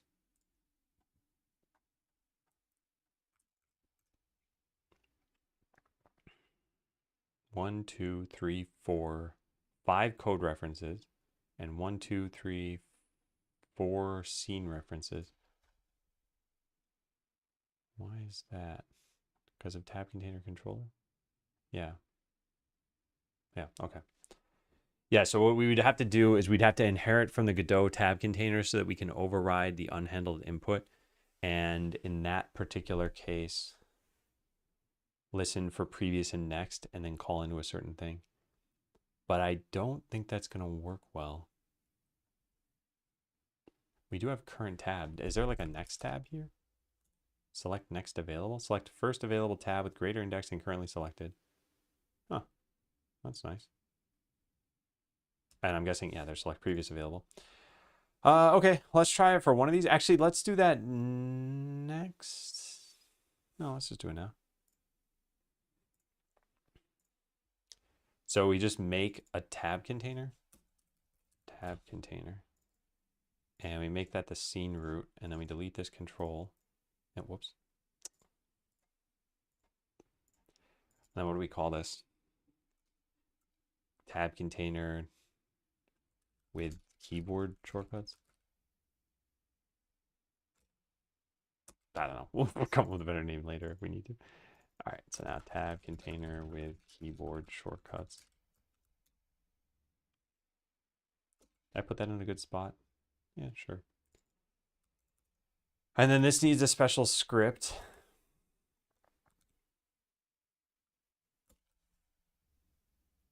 So put this in here. Tab container with keyboard shortcuts.cs. Looks good.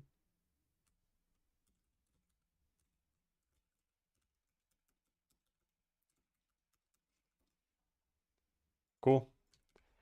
Now we need an unhandled input function, unhandled input. So just copy paste this into here. Delete practically everything. And do, I forgot what the names of those are. Let's look at the project setting. There should be something for a previous and next. Yeah, here it is. So in this case, we're going to say select next. And in this, we're going to say select previous. I believe it's pre, but not previous. Yes. All right, and we just use this new thing. So where those search results go, here they are. Let's copy these into another file so I don't lose them.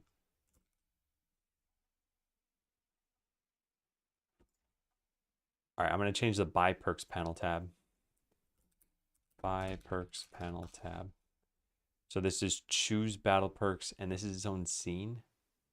And this scene has a tab container somewhere. Why do I not see a tab container?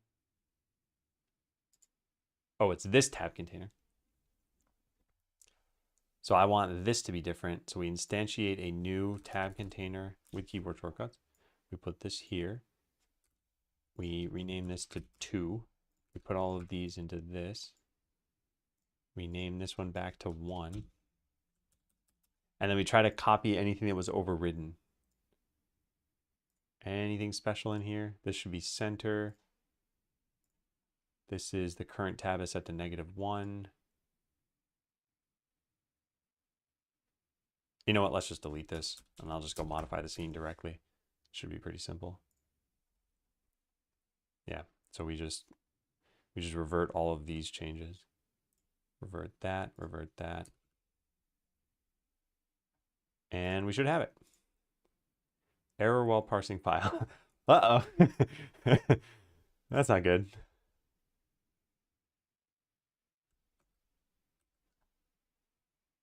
Yeah, that's definitely not good. I guess because the theme won't work? Why did that happen? Uh-oh. What did I do wrong?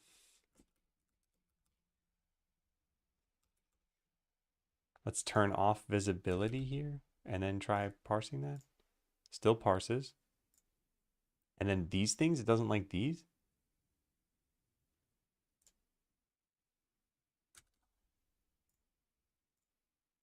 Why can't it parse that? It can't get size flags vertical. Maybe because of how they get set? Size flags vertical. That's vertical alignment. I don't know if that's even where that goes. It's probably this. If I just set this to shrink begin, what is that? Yeah, size flags vertical. Okay, so if I set this to 3, there shouldn't be an issue. Yeah, there is not. So then how do you set the theme on this thing? Oh, maybe it deleted the theme? It did. Or it changed it. Oh, that's not even a theme. Yeah, it deleted it. Ah, problem figured out. Okay, so what theme should that have been? Paper stack subtheme. Okay. So we just go set that to paper stack subtheme. Cool. And now we should have keyboard shortcuts for that one specific dialogue. And then we make these same changes in the remaining 3, I think. And we don't even need a different script. No, I never applied the script. This won't work. Yeah, my bad. Yeah, I never applied the script. Tab container with keyboard shortcuts. In fact, we don't need a special scene for this. Yeah, all we need to do is put a script on it that gives it a keyboard handler. Oh, that'll make things a lot easier. Yeah, let's try running that.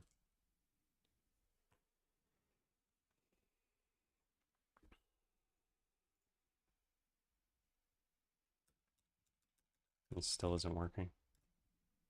Something is amiss. Are these even being hit? Oh, why is this red? Missing partial. Oh, well, that's it. It probably caused an error as I opened this.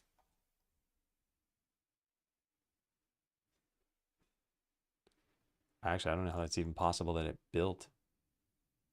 I guess deleted all of the Godot code. Yeah, now it's working. Oh, but next doesn't loop around. I want it to loop around. I gotta write special code for that? Fine. Is there a select next available while looping? No. That's too bad. So is there a way to get turns previously active tab index? I don't want that. Get current tab. Yeah, that's kind of what I want. So how do we do this? If get current tab is equal to the number of tabs, tab. I don't even find the number of tabs.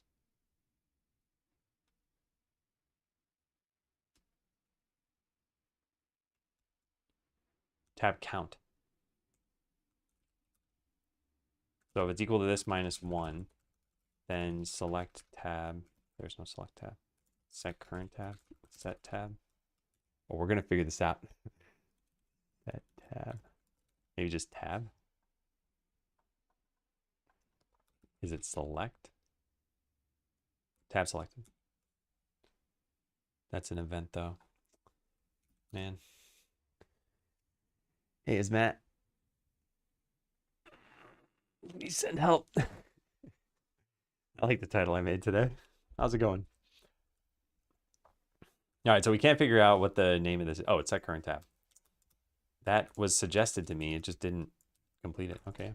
So I'll do this. And then same thing for the other one. So the current tab is 0. Then set current tab to this. Otherwise, select previous. Yep, vacation starts on Wednesday. That allows using keyboard shortcuts to select the previous and next tabs.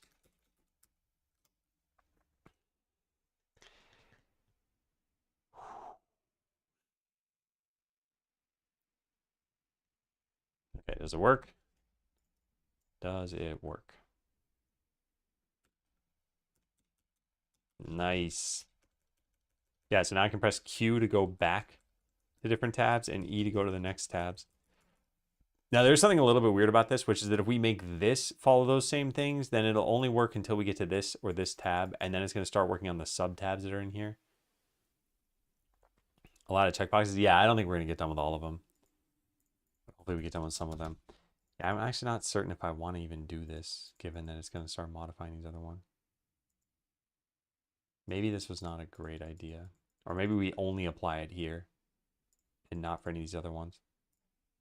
But there's one other thing I need to do, which is get rid of that scene. So this scene is going to stay exactly like how it was. And the only thing we're going to do is we're going to add in the script. Yeah. Okay. Well, revert this then. And then open this and give it the script that I want. And then delete this scene. Dependencies. Oh, dependencies gone now. Delete. Okay, anywhere else that we want it? Buy perks panel tab, anywhere else? Maybe only sub tabs ever use it. So we put it inside the perks tab as well. There just doesn't happen to be anything we need for it. But there might be in the future. Yeah, sure, I could buy it. Panels tab container, where's that? No, this one I don't care about. Perks panel tab though. Perks panel tab. Yeah, this one seems like it would be nice. And then meta perks tab container. Meta perks tab container. There's a tab container. Now we drag this over there. And that's it. We don't even do anything else. And now 3 different locations in the game should have this working. And then we can check this in. This. Oh, wait, no, we're not done yet. Oh, man, this commit was longer than I thought. All right, so I can go between these. Yes. Cool. Start a new scenario. Press P. This should do pretty much nothing. Good. But we might eventually have other tabs there. And then the final thing is this set of tabs. Yeah, nice.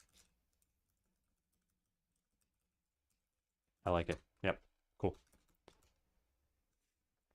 So now all we need to modify is that keyboard shortcut thing.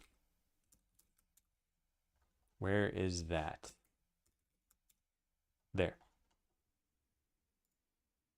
All right, so the shortcuts label cannot just be hard-coded anymore. We need to dynamically form it based on what mode we're in. Also, wait a second. Oh, no, never mind. I guess that's fine. Yeah, we gotta dynamically form this. Okay. So let's make this like that and change this to set via code. Shortcuts label is an in-game menu. In-game menu gets enabled with a town. No, it does not. Yeah, no, it does not. All right, well. Actually, I don't even need to save this. What am I doing? It's only going to get modified as soon as you construct this thing or not. Shortcuts label. And what is it? A tooltip on parent? A rich text label? It's a rich text label. Rich text label, shortcuts label.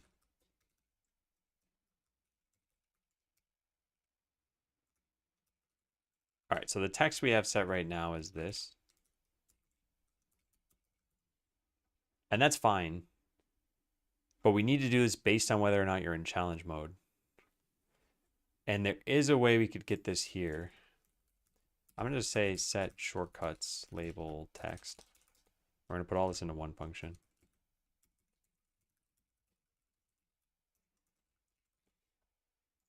All right, so bool is challenge mode equals title screen. So if you're not in challenge mode, we're going to do this. And if you are,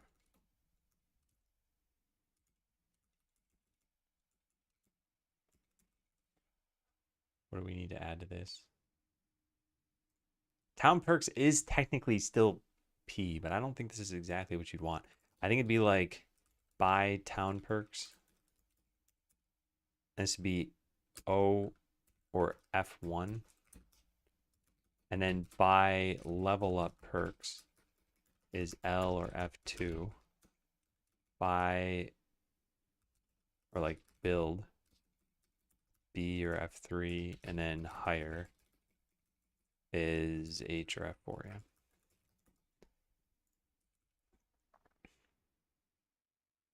All right, let's go look at that.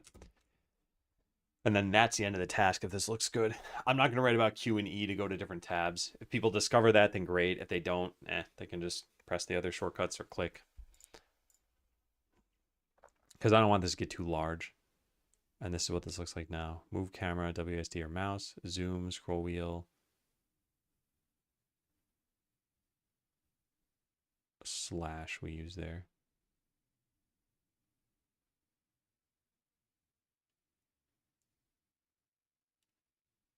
I think I want to change that. Battle map is M, adventures is T, buy town perks is O or F1. Town perks, level up perks. I don't think I want to put buy in there. It doesn't expand the dialogue too much though. Yeah. Town, level up. Okay, so I want to change the thing about scroll wheel. Scroll wheel or minus and plus. And only the minus is bolded. Interestingly. Probably just to make it a little bit thicker.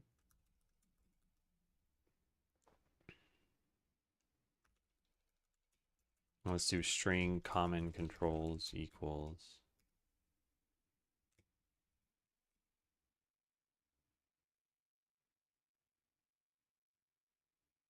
I guess let's take everything from the beginning. Battle map and adventures.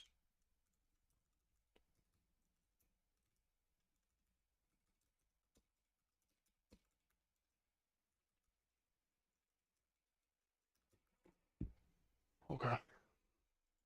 Now we go use that. So this is common controls and then all the uncommon ones. And same thing for this.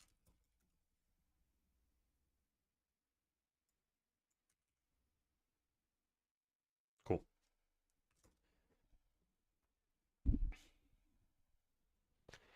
Where do I get that mode? You just go back in time.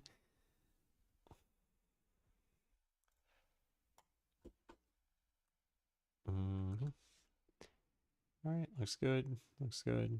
Looks good. Yeah, so there are some more shortcuts that aren't listed there. Again, I think I'm fine with that.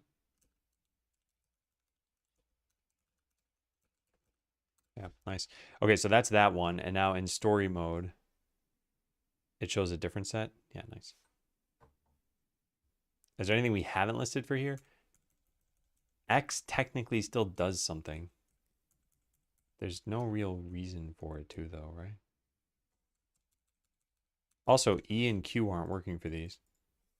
They should be, though. How come they aren't? Yeah, why wouldn't they? What did I mess up? Should be perks panel tab. Perks panel tab. Tab container has a script. Yeah, what? Weird. Oh, because this is not visible. Oh, yeah. So I guess if this thing isn't visible in the tree, we just don't do anything. If not is visible in tree, then return. There. And that'll fix it.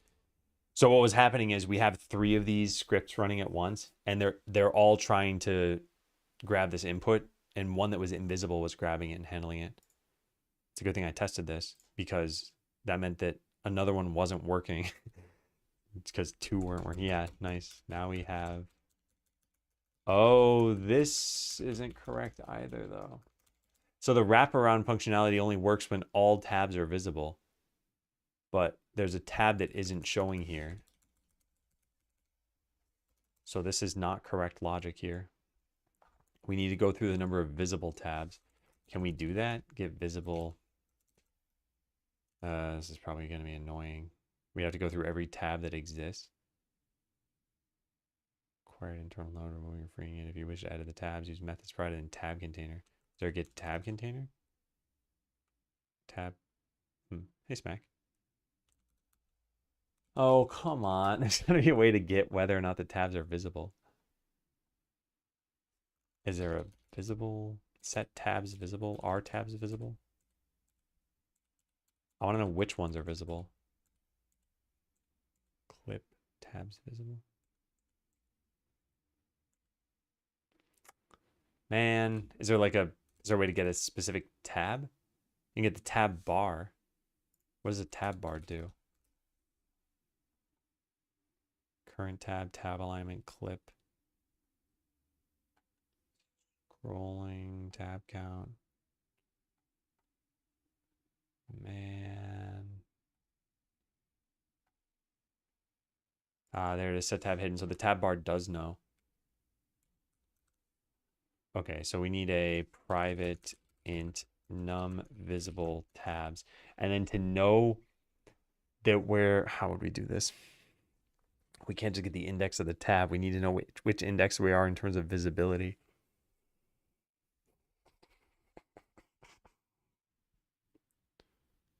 Treat them as regular lists. Well, Godot is doing some of this for us. So, yeah. Select next available returns bool. Returns true if it changed. So if it didn't change, we'd have to find... Oh, I guess... Well, I wonder if we can just go to that way then. So if not select next available, then set current tab 0. And then same thing. If not select previous. This probably won't work though, because it might be an invisible tab. But the first one should work. No, but 0 could be an invisible tab too. Huh, okay. Well, I'll try what ABC suggested here, but I think this is still going to be... I think this is still going to be broken because we don't know that tab 0 is something we can even select. And we got to find a way to do that. Yeah. So now it's selecting a tab that's not visible. Yeah, we got to find which ones are visible. But this is a decent way of doing it. I wonder if there's a way to see... Okay, here's what we're going to do. We're going to do set to 0, and then if get tab bar dot is tab hidden tab index, get current tab, get tab index, get tab. Oh, come on, I just used this. If I command Z enough times, we'll find it. Get current tab, yeah. No, oh, that didn't work. Oh no. Oh man. Fine. Whatever. Yeah, whatever. I'll rewrite it. I should have just copy pasted instead of trusting Command Y and Command Z. Why are there invisible tabs? Because there are perk tabs you may not have unlocked. Like if you haven't built the enchanter, you won't see the enchanter here. Is there not a way to set a tab to not be enabled, not available for next selection? There's hiding it. I don't know if you can do get tab bar dot set enabled. Yeah, there's just set hidden. So anyway, what we got to do now is if get tab bar dot is hidden, get current tab. So if it's hidden, then I guess we do a while this select next available. In fact, actually, we only need to do this once. This is guaranteed to work, right? And then same thing with this. If this is the case, then select previous available. There, I think that'll work.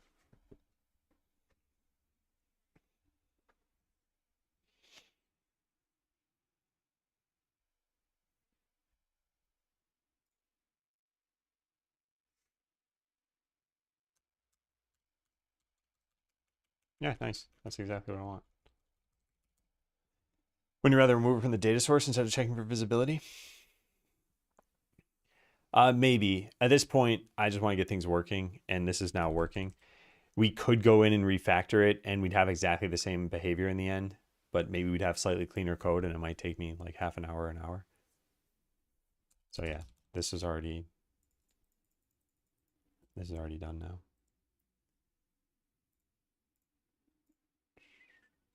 Now let's try it over here. Yeah, it's still working. Cool. So we just need to write down why we're doing this. Oh, actually, I guess we don't really. It's kind of obvious.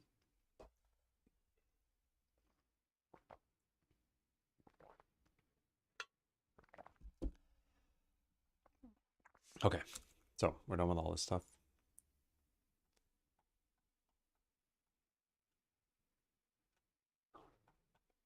I'm gonna look through this, see if there's anything unusual. Then we should maybe take another break and then keep working on this stuff.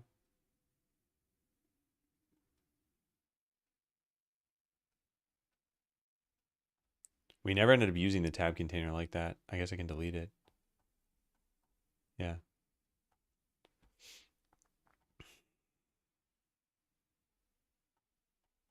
Yeah, okay. Code looks pretty good except for that thing with the tab container that I saw. This is in buy perks panel tab. Buy perks panel tab. Tab container. So this is never used. Nope. So delete it.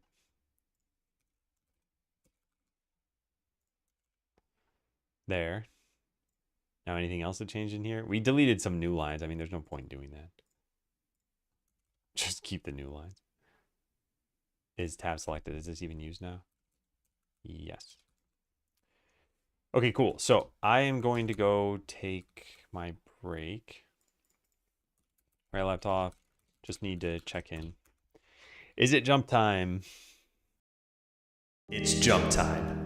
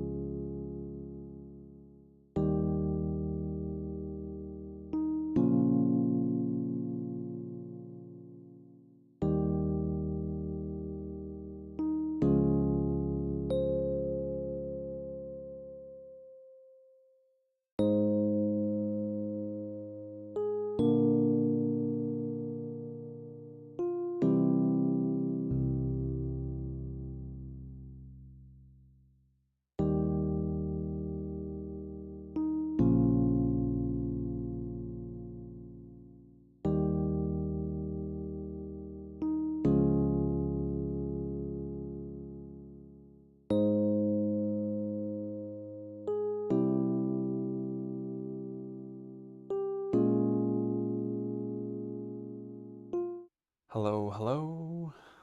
Close the game. And hey, Sarah. And hey, Ramtane. Okay, so just need to check in, as I mentioned here. I just wanted to time it with the ad so that people aren't missing anything. The ad should be done now. So yeah, I'm going to look through this one more time, just quickly though, because I don't think there's anything else we really need to do differently. Everything's working. Yep. Nice. Yep. Protect, we just move that to be public, that's fine. Yep. Okay, yeah.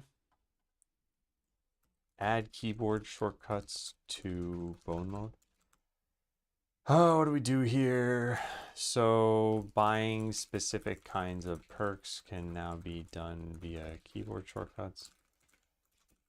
The shortcuts text on the escape menu changes based on selected mode, and Q and E now go to previous / next tabs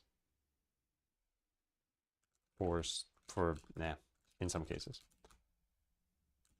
Or I guess like for some tab containers. Yeah, that's pretty good. All right, done with that. Move all this up there.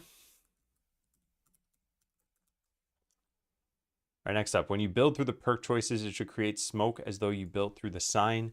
This applies to buildings, shop storage, and warehouse storage. Shop storage does that? I don't remember that.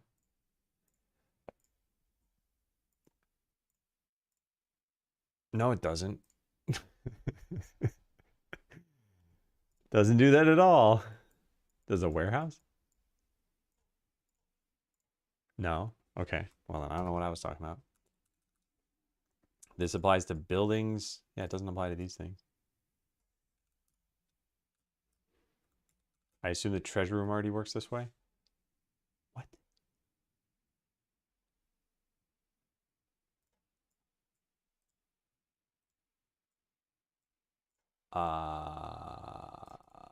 No.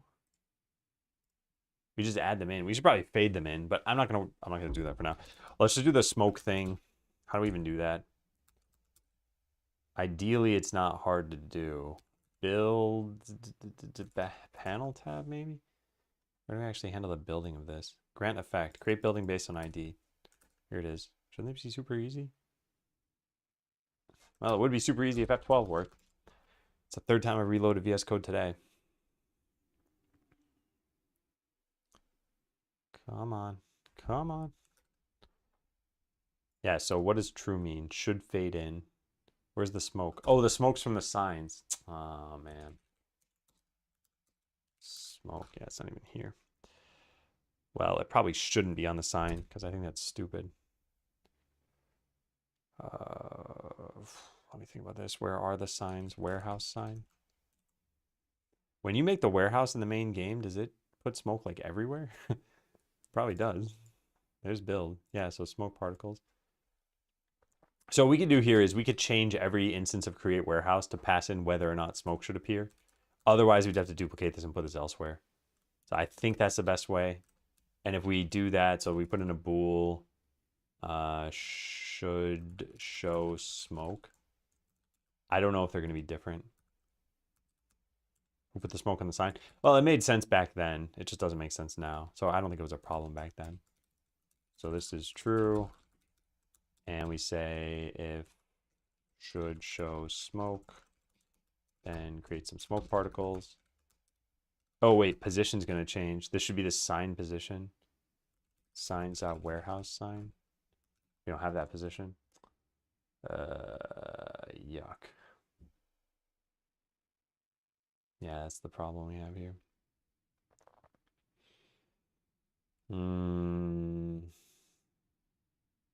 I mean, we could position this on the warehouse, but I think that's not going to work. Yeah, that's not going to work. We need it to be the center of the warehouse, which we could maybe get, or I could just make the sign gettable. Signs.warehouse sign.position. And it's in what space? It created it on the On the parent of signs. Oh, interesting. All right, well, this could just be in town, right? And then this would have to be the global position, I think. I'm not positive about that. But the only way to get the rest of this to work now is to go change. So this should do this. To go change signs to make the warehouse sign be public. Probably just all of these be public. I'm just going to set this to public for now so that this fixes this bug. And now let's go try this out.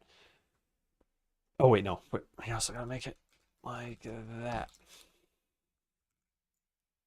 Yeah, so that'll fix that problem. When creating this through the cheat menu, I guess don't make smoke. And when creating this, because we're loading from a save file, don't make smoke. So if we're always passing in false, false, or true, true, then we only need, yeah, I could just set this to true. Then we only need one variable for that. All right, that shouldn't be too bad.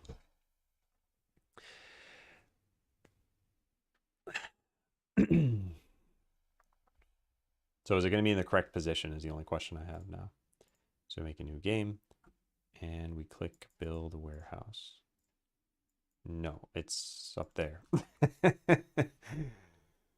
Why is that? Because it's got to be just regular position. How does that make sense? The parent of sign posts would have been signs. If this doesn't work, I'm just going to probably put this in the signs thing. No, it still doesn't work. Although, why?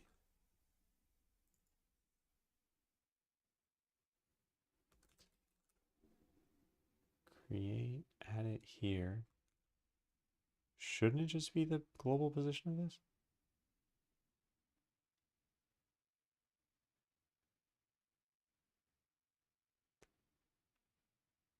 Oh, this is wrong. It's got to be the town node or something. I guess we could just say signs. And now we don't have any problem. Which is what I said I was going to do originally. Did we get the tabs working? Yeah. Yeah. So that's all done. I've modified the shortcut text too. Now we're trying to get smoke to show when you build through challenge mode. But I got to make sure I didn't break it for story mode. Yeah, nice. That's what I want. Okay, so instead of this should fade in, it should be like should show smoke. And then we get rid of this and we put this down here. And then I go fix all the things that I went and modified.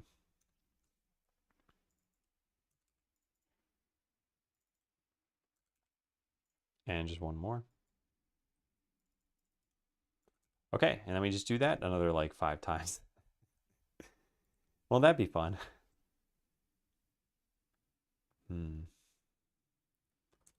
All right, well, the recycler's the next one. The recycler doesn't have any smoke there now, does it? Recycler sign? Just create recycler. The smoke is created here. So we should pass in true for this. Oh, the sounds won't get played either, will they? Huh. Can you check if just C# LSP by restarting it and not the whole window? I probably could. It's probably not really that much faster. But yeah, I can write that down.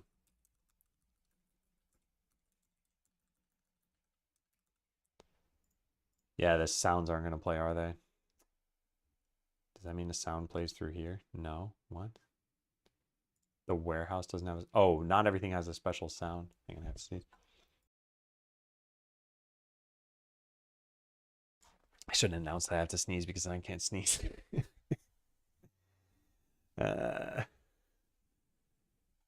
Yeah, so how many of these play a sound? The warehouse one doesn't. The garbage line does. The farm? The farm does. Well, why doesn't the warehouse one do that then? Huh. Yeah, huh. Sneeze jinx is the worst. Hey, Sean. I'll write this in there too. We should probably throw some sounds in. Make sure sounds play when building through perks. Well, why not? Why not? So this is not just should show smoke. This is like created whether you were saving or loading, I guess. Your follow age is, you've been following since June 21st, 2016.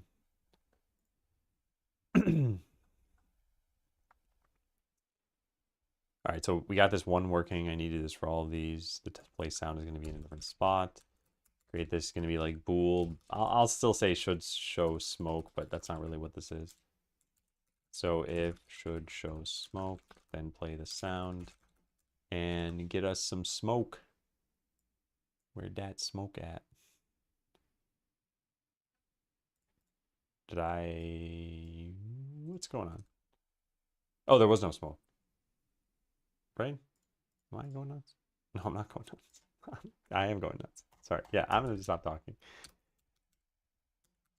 All right, so this goes here, and this is going to be signs. And this is going to be signs dot recycler sign dot position. We should just do this with all of these.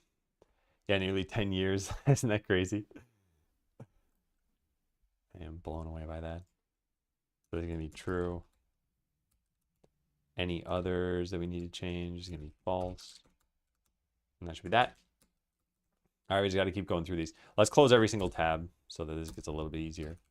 So we go to signs, we go to town, we go to that create recycler true that we had. Cool. So next up is the farm. We go to the farm sign and we copy this. This does not play a sound. This position is going to be signs up farm sign dot position with signs as the parent. That one should be done because it was already, no, it should not be done. No, it's fading in. Oh, yeah, okay. Next up is a fishing one, pond sign. Play the fishing pond sound and the smoke particles. Cool.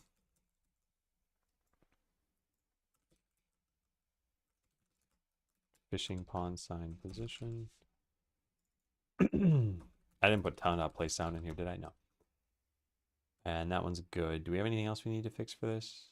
No, I don't think so. Then create Enchanter Den. Enchanter Den didn't have anything special for this. We played a sound. We created particles. He's going to pass in true. Bool should show smoke.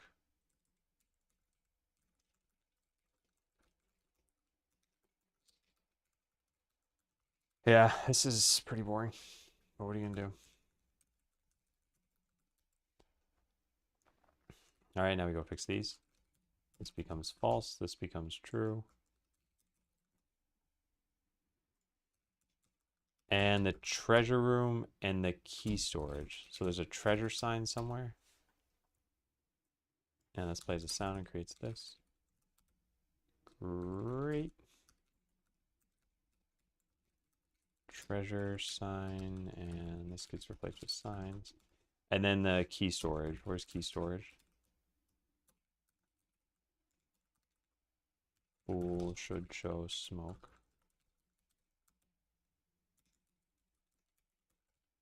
And we, oh, whoops, we can't do this there. We gotta do it before this. And that goes key storage sign. That goes here. Create true.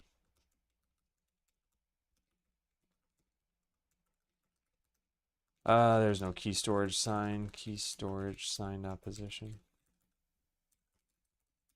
So now we got to make that one public as well. It's not even called key storage sign. Key, no, it is. Huh. Oh, no, I did that right.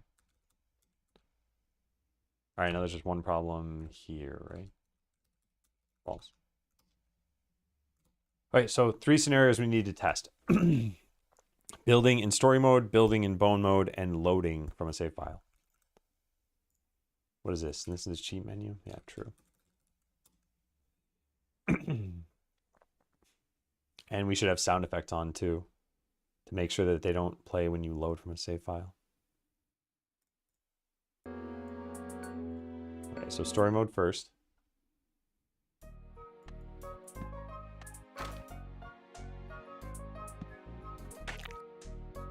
Nice.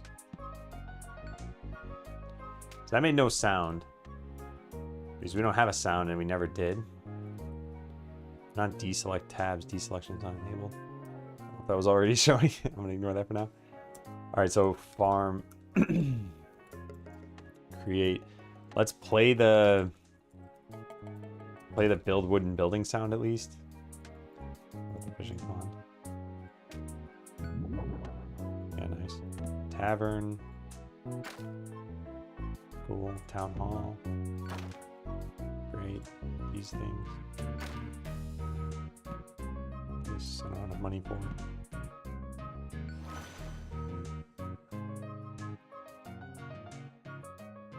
This thing. I didn't really put the smoke in the right spot. Worry about that later. And seeing wheels didn't fit in. Okay. I think that's good. So now we try saving and loading. We heard no sound effects and I saw no smoke. Oh wait, we can't do that. We gotta save and load again. Yeah, nice. And no smoke over here. Cool. So then we just try it through bone mode. This should be very simple.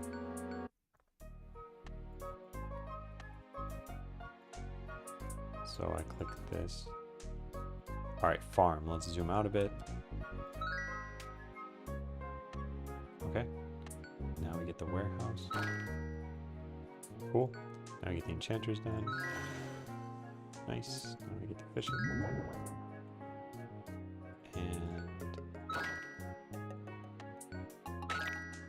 And cool, yeah. Then I should save and load this. Nice. So the only thing that wasn't playing was the farm sound, which I'm pretty happy with. That's not working. So then we go change signs so that these things are properly public. So we move these down to here. And then we refactor them. Get private set. Get private set. And then we rename them.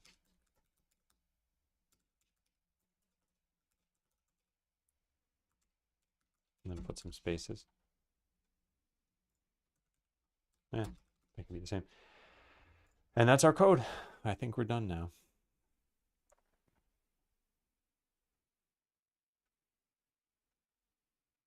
I didn't see anything wrong, so I'm not going to go through all this stuff. The Boolean should probably be renamed, though. Like, show build effects, I guess. Yeah, that's probably better. But yeah, the rest of this looks fine. All right, so every single one of these needs to change. We'll rename it to show creation, show construction.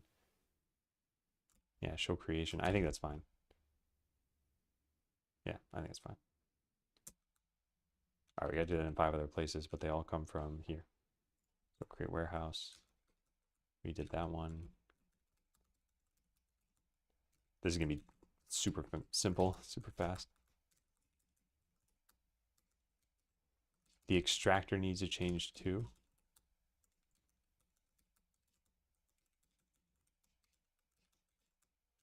Yeah, I can't forget that one.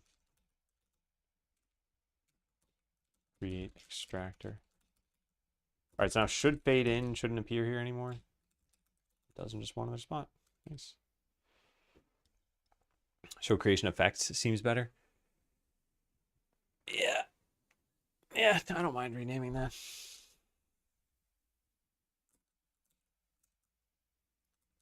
In fact, actually, is show creation only ever used here? Hey, Seshamar, I was just on my break and I saw that you were streaming. I haven't forgotten about the link that you shared with me. It's just made it to my other part of my to-do list because things have been a little bit crazy over here. But I hope your stream was good. What have you been working on today? Hey, welcome in, everyone. We are just trying to get through this to-do list, this gigantic to-do list. Yeah, every single one of these show creations is the same, so we'll just replace them all and replace it with effects. And there we have it. So now smoke will show when you manually build a building. The sounds will play. The only thing I'm going to test here is that the farm works correctly because we didn't test the sound. And it's not even that the sound plays. It's going to play. It's just, does it sound okay? Let's see. Yeah. It just doesn't sound out of place. It sounds like every other building. So. Oh, whoa, whoa, whoa, whoa. Those two buttons should not be next to each other. Learning GDScript and easing was the hardest part to wrap my mind around. Have you seen the... where is this? Like, easing functions animated? I don't know if someone ever shared this with you. Yeah. So... let me turn off dark mode here.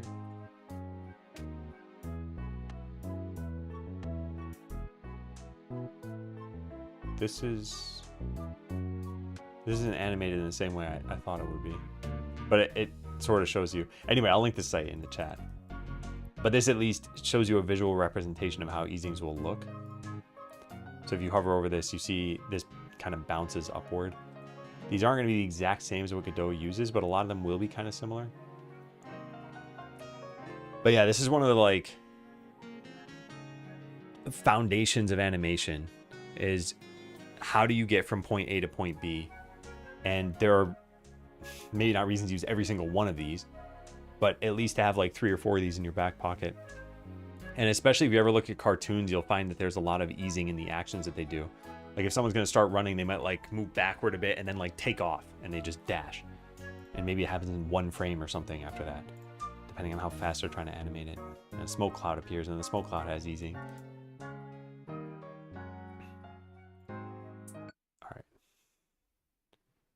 What link have I given you? It's now on my personal to-do list. Let me take a look at it. I think it was the Game Jam game you had made. Yeah, LD Jam. Plant Sweeper. I still have a note to take a look at it, and I do plan on it. Hey again, Kemi. It's useful for more than just animation. Yeah. It's useful for a lot of things. Really, anytime you have a value going from, you know, point A to point B, you could potentially use an easing for it. But I think it's very common in animations. And also, if you were to just use a linear thing with an animation, it almost always looks bad. It's like rare that you want a linear easing. Sometimes you do. Sometimes like a progress bar might make sense. Okay, so we now show smoke and play sounds for buildings. This is done. This was done for bone mode. The farm also now has a sound in both modes. Wait. Where previously we didn't show smoke or play sounds at all when building via perks. Cool. Oh yeah, I definitely want to check it out. I'll say this. I think like I like the community aspect of streamers in game dev. And I mean in every other category too, but I'm in game dev, so I guess this. And I like checking out projects. I have found that I am very picky when it comes to games in particular.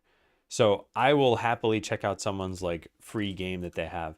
But I kind of learned a while ago that I don't think I should just be buying games just to support other game devs. Because maybe this is a little bit weird, but the way I kind of think about it is I likely won't enjoy like just a randomly chosen game, I guess. Even if it's great or it's AAA or something like that. And then also, I don't think like my sale won't make or break the developer. I know this doesn't matter in your case because it was a Game Jam game and it's not for sale. Yeah. No, I understand. But I like checking that out and I like doing it for context into what people are working on. So, yeah, the other thing, I am not generally a reviewer, at least not a public reviewer. And the only reason I say this is like I've never written a Steam review. I've never written an Amazon review. And I wrote, I think, 1 Google review. And that's because a real life friend asked me to. And even then I was kind of resistant to it. So yeah, I'm just generally not a public one. But I really like giving feedback when it helps people and when people want the feedback. So I'm happy to, in the case of a game jam game, and that you said you're a beginner, I'm probably not going to be like, hey, here's what I'd improve and everything. It's like you made it in 22 hours. You probably know what improvements there are.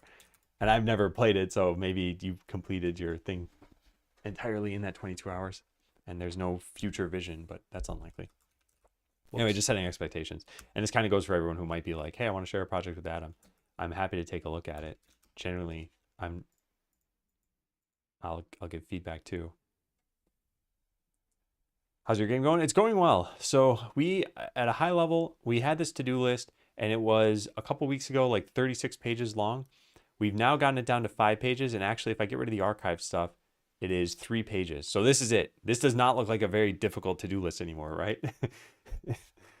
And we're still probably not going to get it done before my vacation starts. But yeah, things have been going really well. There are a lot of little improvements that have happened. A lot of what I've been focusing on has been quality of life and polish. So I'll give you some examples of this. And if you never saw the game before this, they're not going to make a lot of sense. But one of them, we have this upgrade thing you can get. And before this, you could spend points, but you couldn't remove just a single skill point. So like I have 1 point here, 1 point here, 1 point here. Now there are minus buttons there. So you can just take out the points as you want. So if you were like, click, click, click, oh, whoops, I spent too much money or something, you can just take 1 point out, put them into here. And as always, you can refund all of your points if you want to. But yeah, so that's like a nice little quality of life thing. That did not take a trivial amount of time to do. We have a lot of other little things, like now you have keyboard shortcuts for navigating between these tabs. It's also pretty nice. So lots of little things. Oh, neat. Yeah, that's actually another little thing. If you haven't spent any of our upgrade points, it now gives you a dialogue saying you haven't spent them. So spend them. Now you go spend them, and now you can start. I do use Copilot, yeah. Yeah, this is another little thing we have here as a quality of life thing. It tells you earn 500 gold to win. So now new players will know what they have to do. There are tips that can pop up here. There's like a whole bunch of other stuff that we've done. And all in all, it's like every one of these little things is going to improve the experience for new players. And a lot of games, like if you're making World of Warcraft, you really, really strongly need to consider what returning players want. But that's not a thing in Skeleseller. Like, we've had a bunch of demo players now. But we need sales at some point. And all those sales, most of them, are going to be from new players. So we just need to consider, like, what's going to make a new player have the most fun with this game. And yeah, any little rough edge that we can smooth out is important. So let's see where we left off. Show an outline of the medal you're on track to win right in the town menu. I think it would encourage you to beat the timer. I think this is good, but we need some kind of graphic for the medals. And I looked into this a little while ago, and I don't think we have anything that's like super fitting for this. We could just use one of those gem things. Where is that? Icons? Yeah, these. What's in here? Yeah, they're just different gems. We could use this. It's just they're not gold, silver, and bronze. I guess we could color them.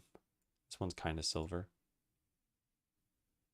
Out of curiosity, if I just do this and go to colors, could I make this look gold?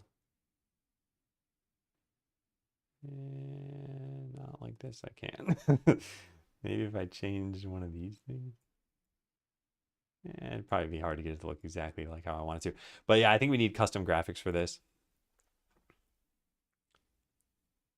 And I'm not sure I want to do this until we have those graphics, so I should probably hold off on this. I'm also not sure how big they should be. Let's go look at it in the context of the game. So what I was thinking is, when you start a new run, so let's say we click new run here, and you go into farming mode, what's already showing at the upper left is how much time it's taking. And if I zoom in here, you can see it says gold medal is going to take 20 minutes. This is also bolded because that's what you're on track to get. Because currently the time is 3 seconds, and that's less than 20 minutes. So what I wanted to do is show a little icon here, like a gold medal, and that way you know that's what you're on track to win at the time.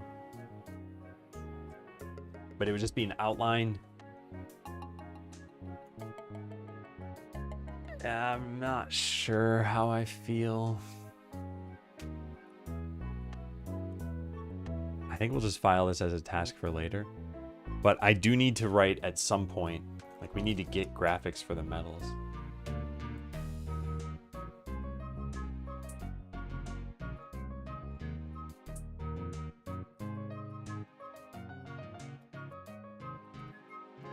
Yeah. I'll file it as an idea.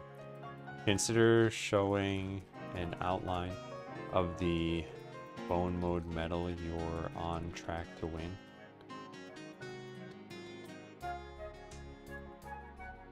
Alright, well, I was picturing... Well, let's take a picture of this. I guess we already have the picture of it.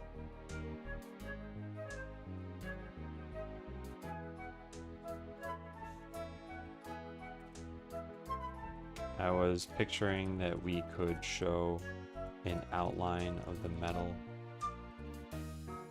that you're on track to win.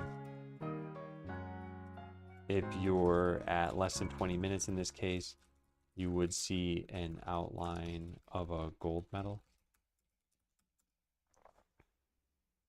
I'm not sure this is even worth doing, but I'll just create this. And there. All right, maybe rename the all tab in title since it's not showing all perks, just the town perks. It's just not split into categories based on the building. Yeah, so this, the more perks you get, and if I just buy a bunch of these, so let's say I click like 10 of them or something. There, that's good enough. All right, so as you can see, they're all just spewing into this thing. And there are quite a lot of perks. So eventually this will scroll. I think players might eventually want there to be categories of this. Although I'm not certain. We could just remove this tab and just say, it just changes title from all perks to like purchased perks or something. Nah, you don't even have to purchase them. Maybe just say town perks.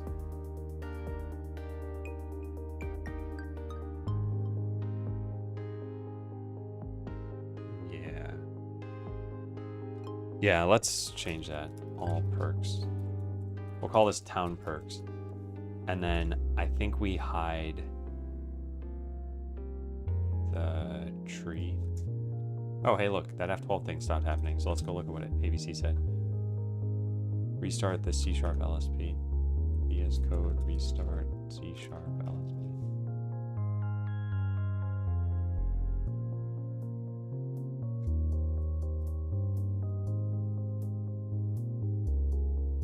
Huh, how do you do this?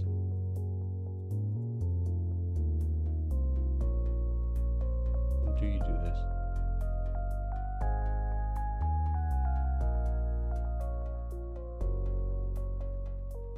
Language server? It's possible for TypeScript apparently.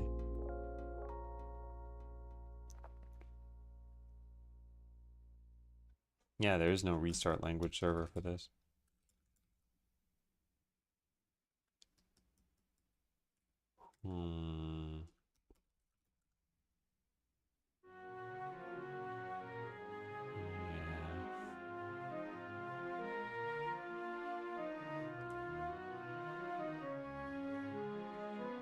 Is there any other thing I can do for this?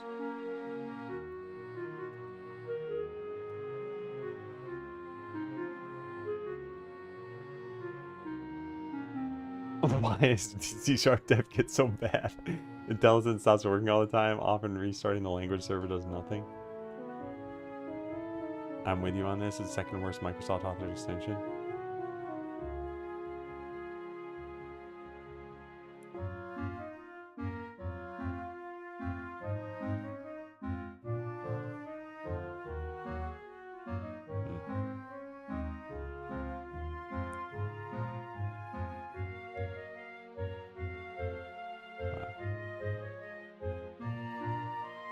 Okay, so I gotta do a key binding for it. Let's go look at the key bindings then.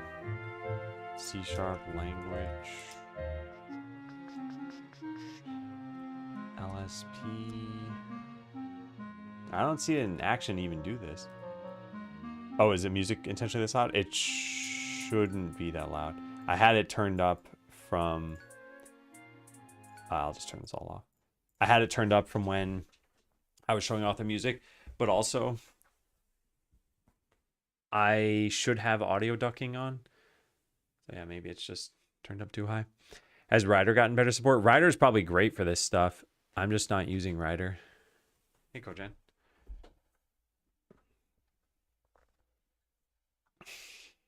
All right, well, whatever. I'll just restart VS Code because, yeah, I don't know how to even restart just this thing. Unless I can find this quickly.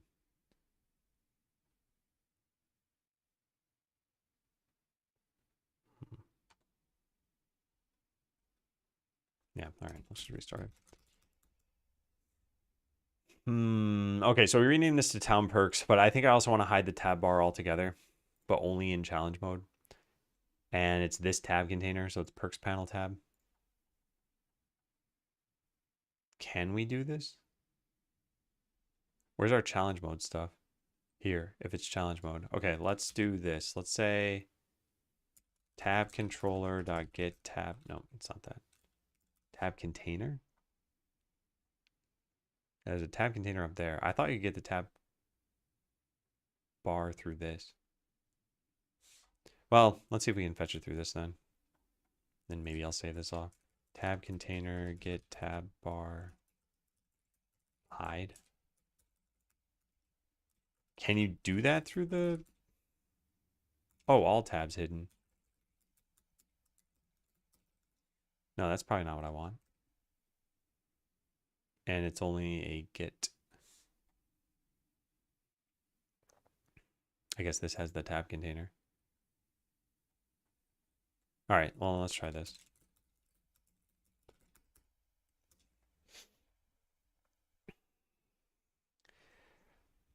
Because if we're not going to have multiple tabs, there's really no reason to show you a tab bar, right? What's the point? But does it still function? Yeah, it still function. This does just say perks, though. But yeah, I think this is probably good enough for now. And then as you unlock more, you'll see them in here. Yeah.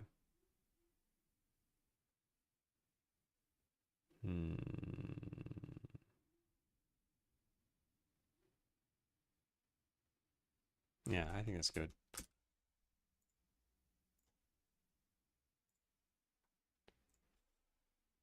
So should I change this? I don't think I'm going to change this. We only have a single tab, so just hide the tab bar.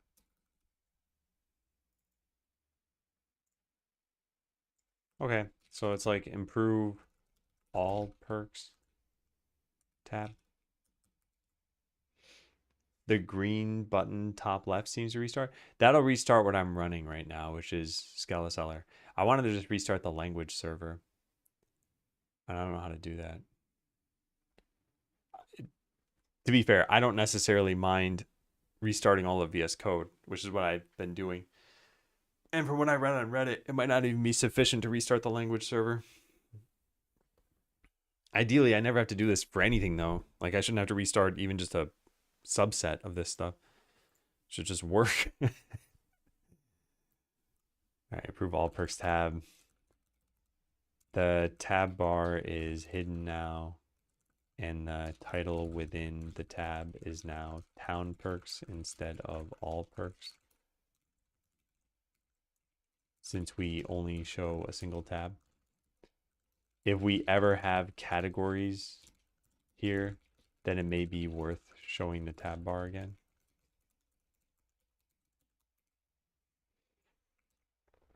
Yeah, reload window does do the trick.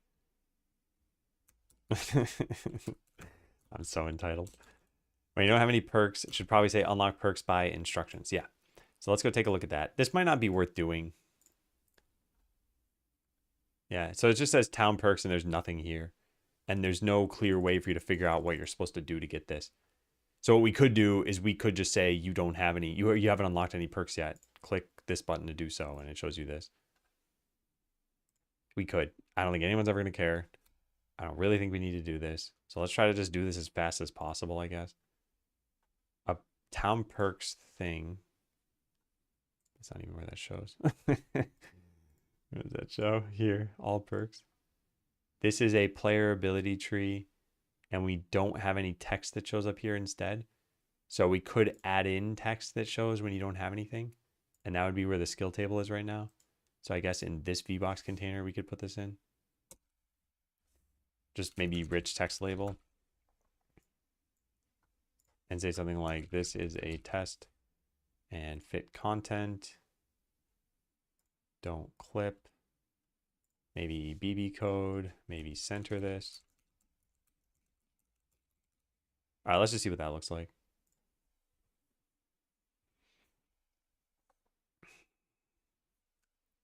I always forget the kappa.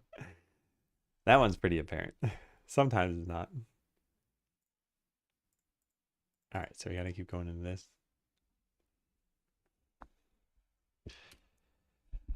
Great, yeah. So yeah, I think we just put some text in here that says you don't have any town perks.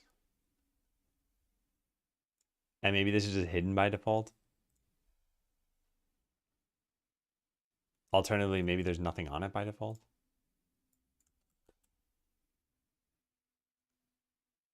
So this is like empty table text. Sure. Whatever. All right, now what is this? All perks just instantiates one of these. So we need to fill this in. So I should probably just say set via code. Set via code. It's also hidden by default. And then we get the script for this. So player ability tree is going to have that text. What I call it? Who knows what I called it? Let's go find out. I called it empty table text. So rich text label, empty table text. And then in ready, we fetch that.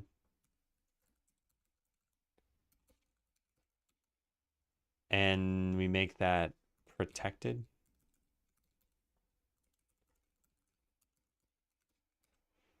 All right, rename that. Give private set. Cool. Got some food, was starving. Not used to streaming yet. What'd you get? What you eating?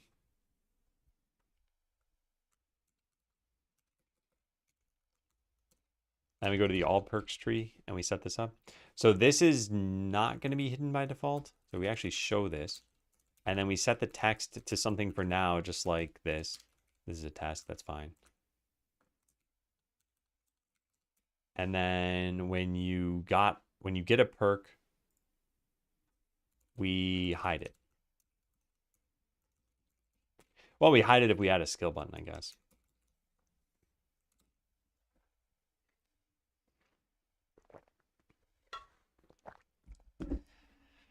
Man, I found a thread on Reddit. It was actually really, really interesting to read. In fact, let me just go find it instead of trying to recall what it all is.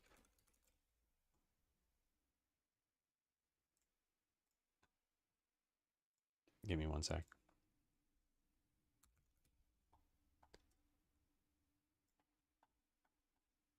Here it is.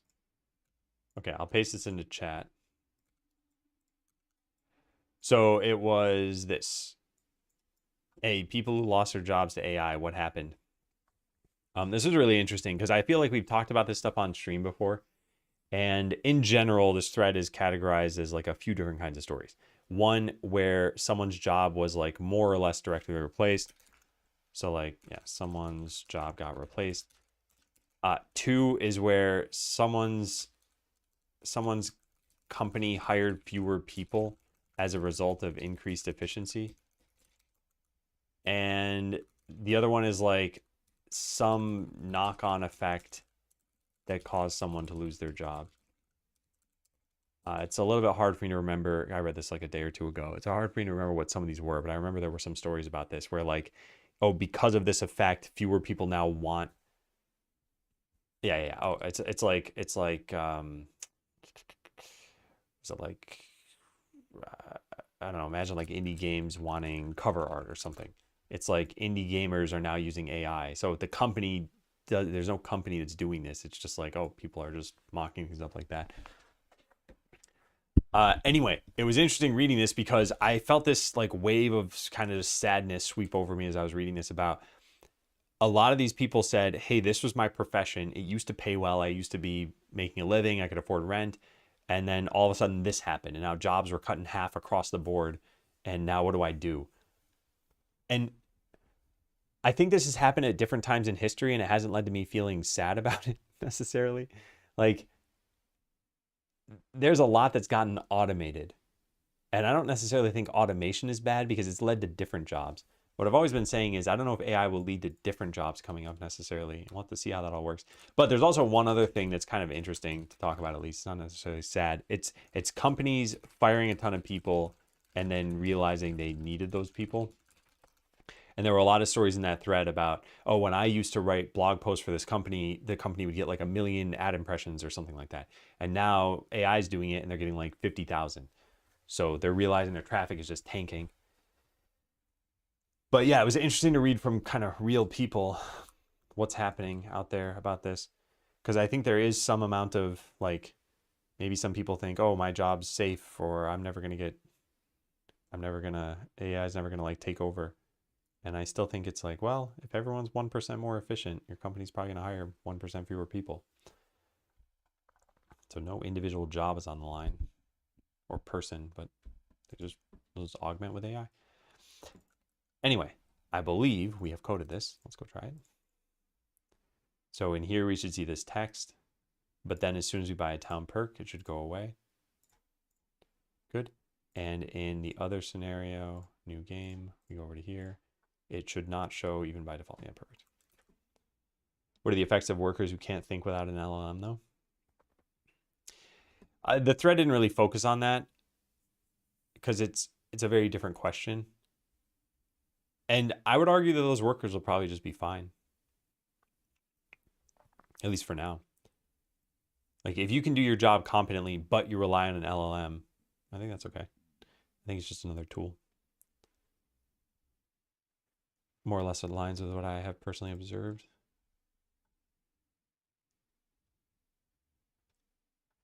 Yeah, I'll need to read this again to refresh my memory.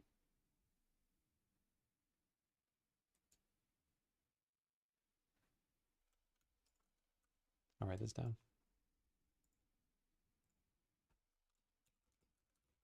Read this.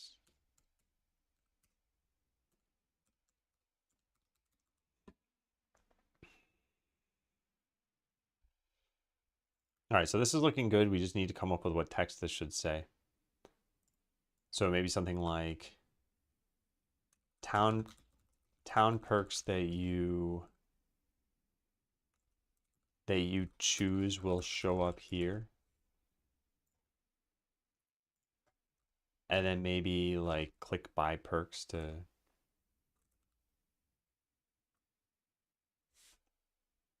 I don't know, we want to like click town perks from the main menu. You could just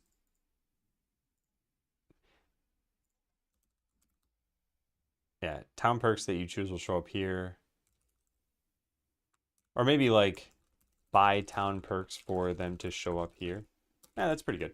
I like that. I think it's fine. It doesn't tell you how to do it, but I feel like it's the next tab. And eventually, yeah, hopefully people realize that. And if they don't realize it, then I'll make it clearer.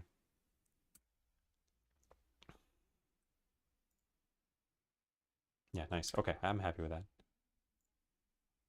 All right, so what do we actually do here? Why is this showing up? This shouldn't be here. This is because I had this tab open. Delete. Okay, so we added in a text thing and we show it and hide it, and that's it. We're done. Nice. Okay, so show, this is, how common is non-ideal state used in software? Not often according to this. No, never mind. Okay, that's fine.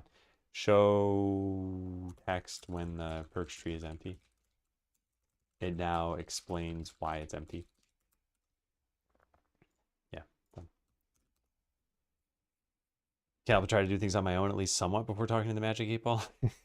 Also, haven't been using it for writing. I'm worried my ability to think and connect data points will suffer if I don't exercise those muscles. I think there's probably some virtue to that. I also think that life in general is focusing on where you want to focus. Like we've probably started using tools for other things that we don't care about. As an example, I hate physical writing, like pen or pencil and paper. I just don't like it. It feels slow. It's clunky. My handwriting has always been terrible my entire life. So I'm leaning very heavily on computers at this point, and a lot of typing. That's my main way of getting any text out. And yet, this is a conscious decision of mine. Like, I don't feel like if I lost the ability to write, I actually don't think it'd be such a big deal. I also don't think I'm going to lose the ability to write, at least not for many, many years. But yeah, I don't feel like I need to do it. Now, granted, this is an exercise, not really a way of thinking. But at some point, you do forget how to form letters. Like, I haven't written cursive in forever, and I don't think I even remember all the capital letters at this point, or how to connect them. It's kind of weird to say that. But it's like, I learned cursive when I was, well, like 7 or something. And then pretty much just stopped using it at some point completely. You love it. There's not a better way for you to organize your thoughts. Yeah, and by the way, I'm not trying to convince anyone you should or should not love it. It's my whole point is just whatever it is you value, that's the stuff that you should focus on. So if you're like, I want to be able to do mental math, then don't use a calculator because it's not going to help your mental math. But if you don't care about mental math, then by all means use a calculator. They don't even teach cursive now. Yeah, I don't feel like that was a major benefit to me in my life. Also, if you don't know cursive, or how to write it at least, can't you still read it? Is it that different? Like, if you'd never seen, is there a good example of like typed out cursive?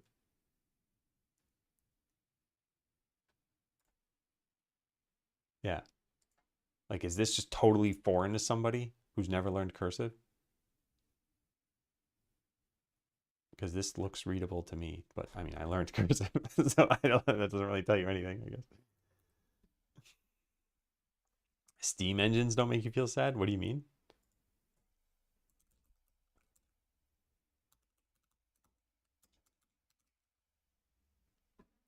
Is that your handwriting? No, this is some random thing I found online. My handwriting is terrible. And it's hard to show you this because if I were drawing with a mouse, pretty much everyone's handwriting is bad with a mouse. So I'd have to actually like write it and then show you a sheet of paper. But yeah, it's pretty bad. All right, so the next thing we have to do, make it so the armor grinder is inside the armor shop's walkable area and just trim the size of worker idle area for the armor shop. All right, let's go cut this stuff out. Whoops. Quit that. Seems to be such a big deal in the US, but in Spain, at least, it's just a stylistic decision. Yeah. Yeah, I don't know why it was a big deal. All I know is that I was forced to learn it. And maybe forced to use it for some amount of time. I don't remember. But I didn't really care as a kid. And I mean, I don't really care that I had to learn it now. I just don't want to use it. You start taking physical notes. Can you imagine a 36-page to-do document that you saw me meticulously writing up? All right, so the issue that we got to work on next is that the key grinder is outside of the walkable area and it's kind of messing everything up. So we're going to move it. We're going to move it inside. If I do that, what happens? Does it get created on the sign? Key storage, key grinder.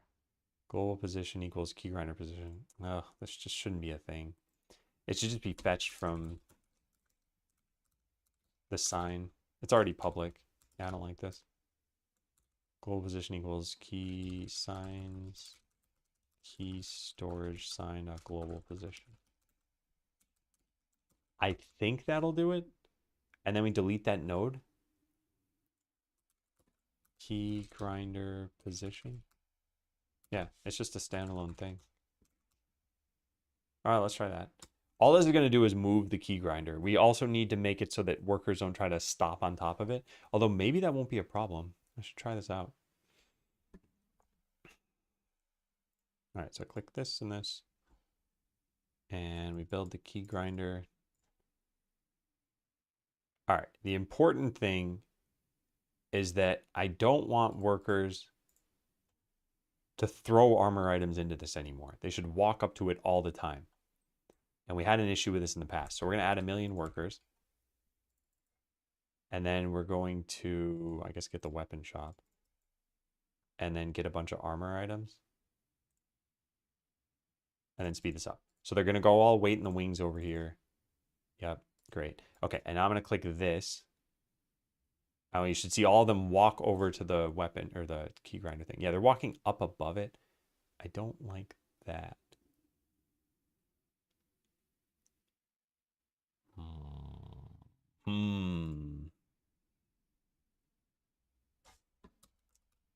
This will not be easy to fix.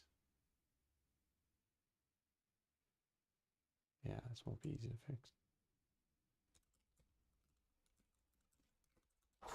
The reason it won't be easy to fix is because we have a drop-off point, but we don't differentiate the drop-off point for workers versus for your manually moved items.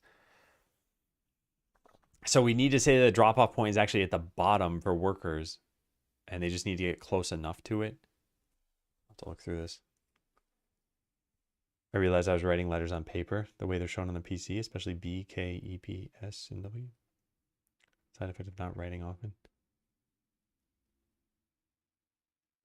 Huh. I don't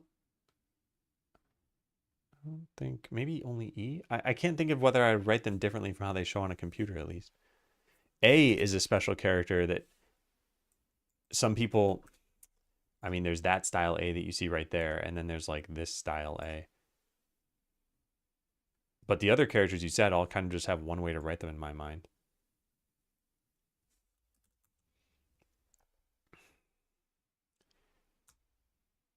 All right, so do I fix this? And if so, how? Every item destination has a drop-off point. And the drop-off point is what everybody uses. So we need like an entity drop-off point and a regular drop-off point. And for almost everything, they'd be exactly the same. That would work. Be a little bit weird, but it would work. And we wouldn't need to do anything funky with the collision of this.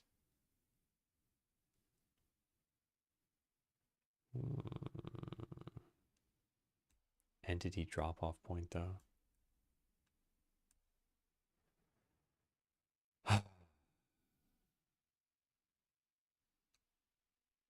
Yeah. Yeah, we just need to change that. Then you're as bad as me.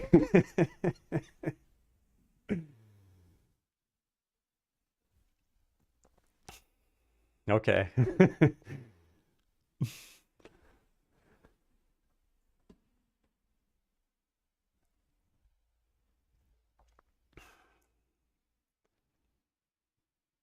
Yeah, I think we need to do this, man. Problem is that we only have a single drop-off point. So workers will approach the key grinder from above to be able to reach that point. We would probably need a separate point from a code perspective that would be the same for everything other than the key grinder.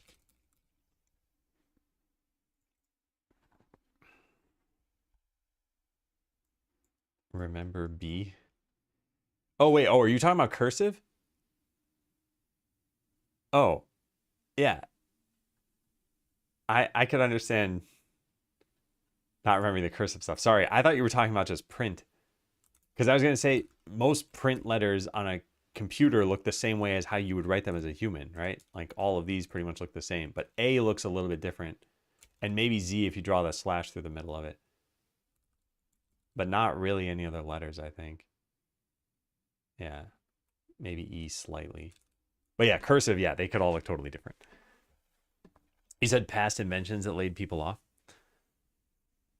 Yeah, is there more to that message, Cromwell? Oh, steam engines that don't make you feel sad. Oh, yeah, they don't. Because it unlocked a whole new, it was, part of the Industrial Revolution. It unlocked a whole new wave of other jobs that came about.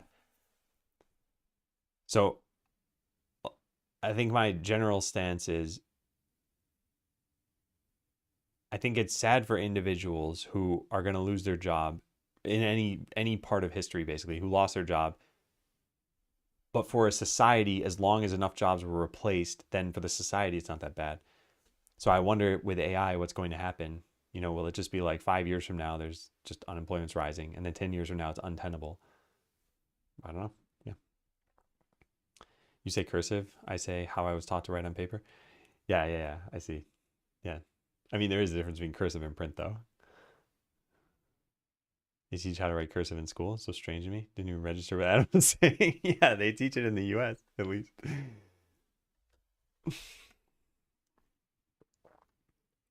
For what it's worth, I I don't think I've ever in real life heard anyone talk about cursive in the last, I don't know how many years. So this whole kids today don't even know cursive. I bet people are saying this online, but I've never heard a real person say this. And I think that's important because there's a lot of stuff that people say online that have no bearing on real life because people just like to complain about something online or bike shed in a conversation. But yeah, like this has never surfaced on my radar in real life. All right, so what we're going to do here is we're going to get like entity drop-off point. Special drop-off point specifically for entities. This is useful for rare scenarios. At the time of writing this, oh wait, no, this is going to be a bigger problem than this, right?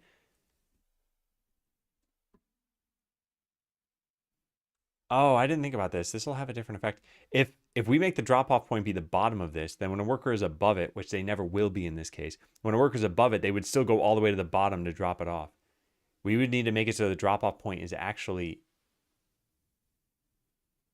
a rectangle. Wait, can't we just hold your horses? Hold your horses. Couldn't we just change the drop-off? Oh, it's just a point. Okay. Okay. We can make it an area. Although even if we make it an area, we're still going to have an issue, right? Oh, yuck. What's the best way to fix this? I want a worker who approaches from the bottom to just throw it into the top of it. But instead, they're walking up to here to put it in. Maybe we make a distance that they're allowed to be away from it. But it's not a distance, because then it would be a circle if I did that. And I don't want it to be a circle like this. I want it to be just I want it to be the size of the graphic. Which could be a circle centered here, I guess. But I don't want to move the drop-off point. So I guess we would have to make this an area.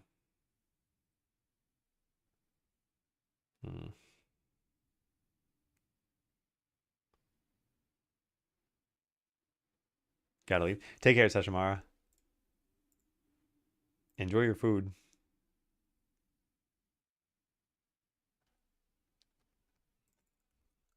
This keyboard thing, there's define tap code delay. QMK tap code delay.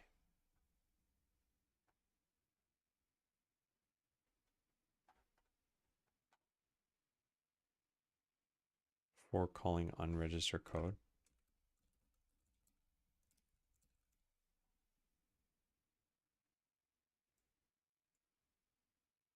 I should try this.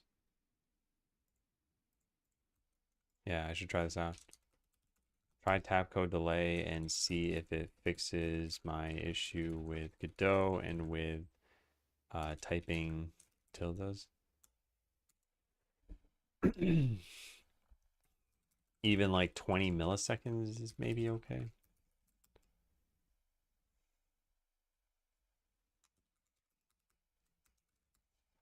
I don't know how to fix this. I don't know the best way to fix this. I know how we could potentially fix it.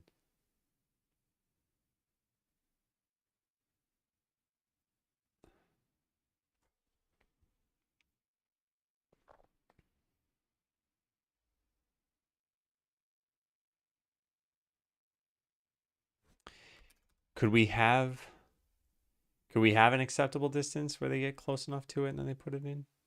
And how big would that distance have to be? How many pixels is it from this point to like this point? It's so hard to tell just by looking at this. I think we need to get this sprite and just look at it in GIMP. Then it should be pretty easy to measure it, right?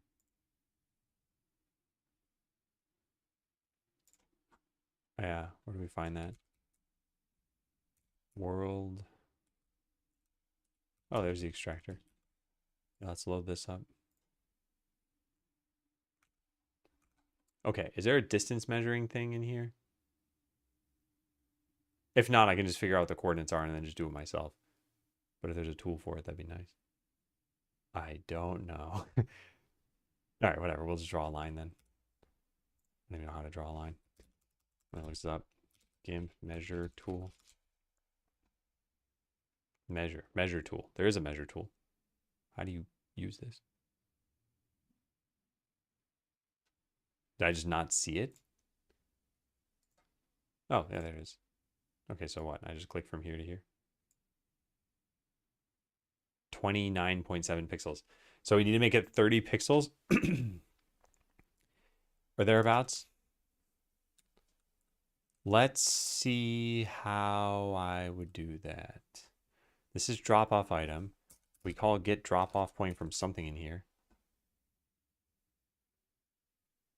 Change destination to the item machine's drop off point. Yeah. This isn't good. Target location component does have a threshold though, right? It does have a distance threshold. Well, well, well. All right, new tc.distance threshold equals 29. All right, how's that look? I guess we could have just combined that in there. But still, how's this look?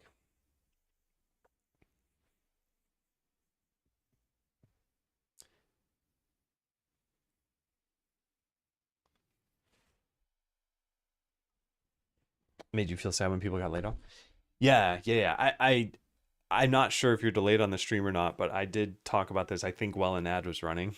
So I could like sum it up if you didn't hear it, I guess.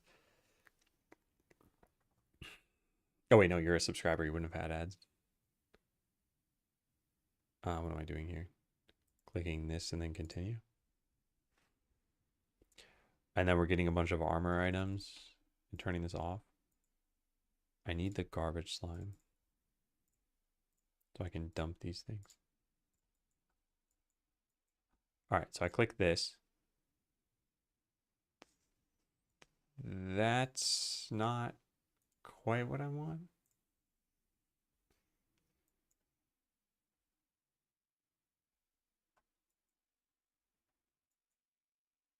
This, yeah, this wouldn't work though.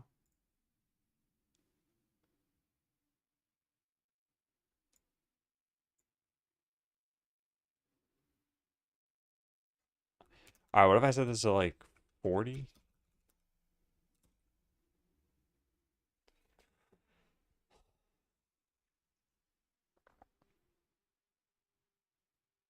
Easy leak code makes you feel smart.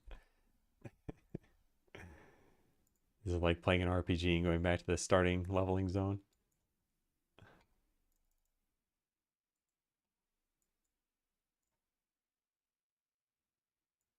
Yeah, it's not bad, right? It's not bad. They don't go all the way to the top now, which I like.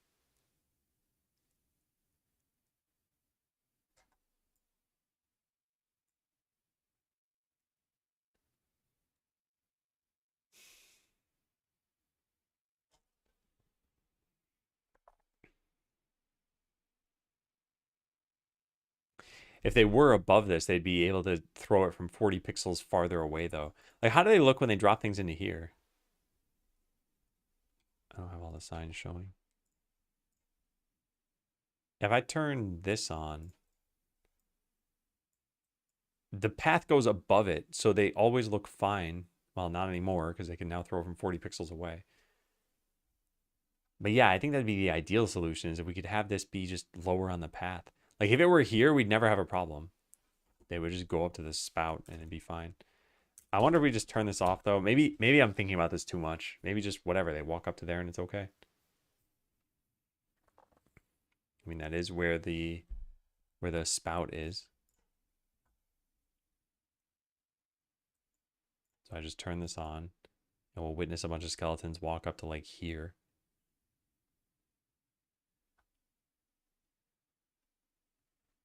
Yeah. Is that an issue? I mean, it's the lever itself should probably count as a collidable area. We have a static body for the collision, and where is that? It's just this. Yeah, what if we just extend this to the side? I wonder what that would look like. Yeah, let's try it.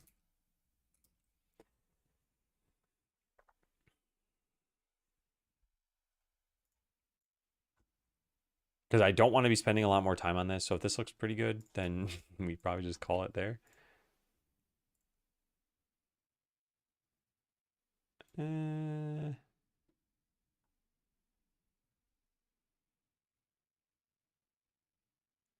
don't know.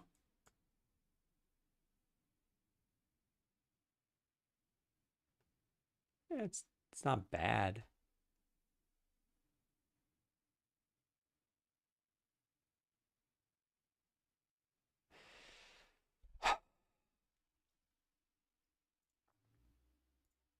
I'm wondering if we just move this over here now. But then it'll be out of bounds again, and there'll still be a problem, right? Yeah, we can just try and see what happens. Move this over to here. And then maybe just delete one of these little nav things here. Environment. So delete this whole thing in navs. And instead, put it like this.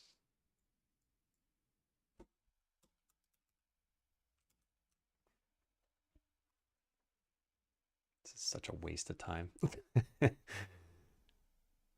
Okay, so now the key grinder is out onto the grass. And when we turn this on, oh, that's weird. The scroll wheel doesn't work anymore. As they're like walking out there to do it.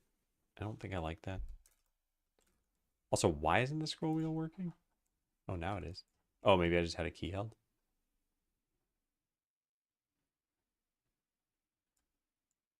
I think that looks dumb.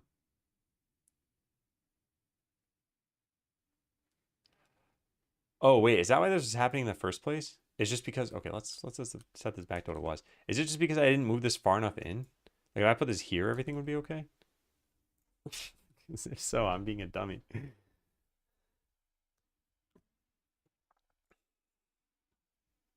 I say everything would be okay, but I think now what's gonna happen is they'll still try to move on top of this. I know it's colliding with the shop. That obviously can't be right there. We can move that. Yeah, okay, that is what's going on. So the issue is they need to approach us from above. And yet none of the paths have them approaching from above. They all approach from below. So now I need to like walk around this thing. And I don't want them to have to do that.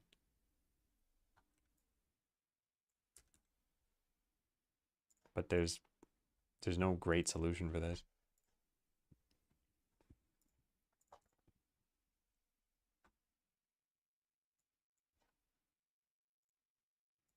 Yeah, it's just in the middle of this now.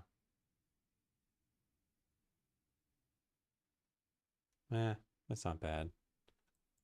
I'm probably just going to leave it like that for now. So now what happens if we have this off and they all just wait around there? Will they ever wait on top of the item thing? No, they won't. They'll stand around it. Yeah, that's probably fine. Now if I turn this on, they'll go put it in.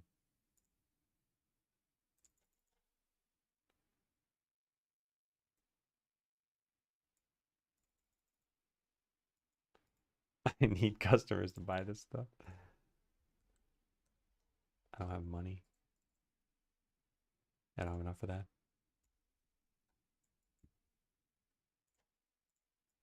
Let's grant a bunch of customers. Let's make those customers move really fast if we can. There we go. Now they should buy everything. But what they won't buy is the many, many armor items that we have. Yeah. I think this is reasonable enough. As long as they're not standing on there. I thought I'd have to change where their idle area is.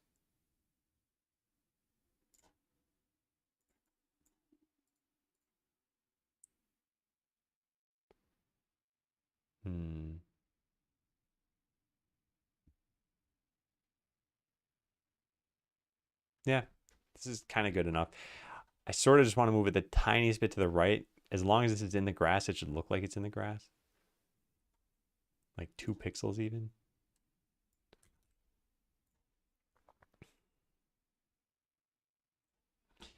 Then we run it one more time, and then that's it. I'm not going to do this again. Not for a while.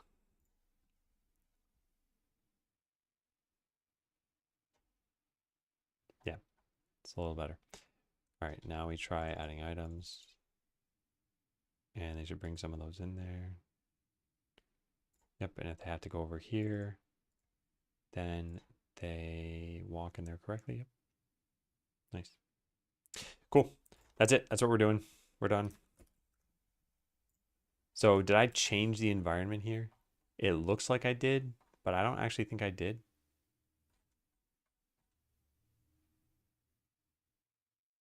Tile map data changed. Yeah, I'm not going to check this in. Although I don't know what it changed. Yeah, it looks the same to me. All right, so we can change now. The key grinder position is gone. We just base it on the sign. We move the sign. We add the collision shape to the item thing. We don't need this code. And we don't need this code. Move key grinder. It's now fully within the walkable area of the armor shop. I also added collision to the lever. Yeah, that's it.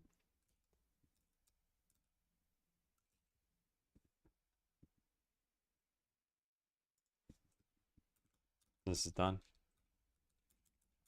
And this was never really a problem. Excuse me. Okay, so morning, I think we can kind of call it for that. And how many characters do we have on the to-do list now? 6052. And what do we start with? 7550.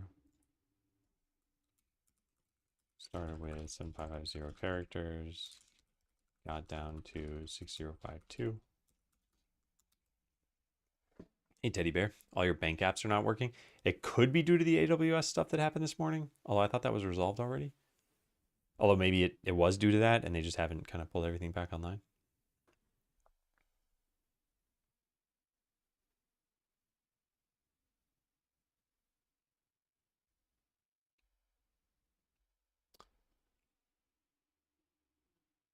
All right, so what do we have here? Remember battle window positions across save files. I think this is a big one for quality of life. Show medals that you've earned when selecting a difficulty, saving history. Yeah, these two things are probably going to take like the rest of the afternoon, I bet. But what else do we have? Tip that shows the beginning. Should have a 2-minute timer. May need to tell people are re-rolling. Probably need to make it even more obvious on a battle portrait when the character is unavailable to battle. That's pretty simple. That's probably pretty simple. I don't know about that. Yeah, that's probably pretty simple. Yeah, so a lot of these things are easy enough. We're getting there. Yeah, maybe we just tackle this stuff this afternoon then. Yeah. All in all, this has been going well. So I want to reiterate, it's about noon. I'm going to take a lunch break. I'll be gone for about an hour. But then we have the afternoon stream and we have tomorrow morning. And that's it. Then I'm going to be taking vacation and I won't be streaming for the rest of October. So if you like what you see and you're like, why isn't this guy back to streaming? It's because of the vacation.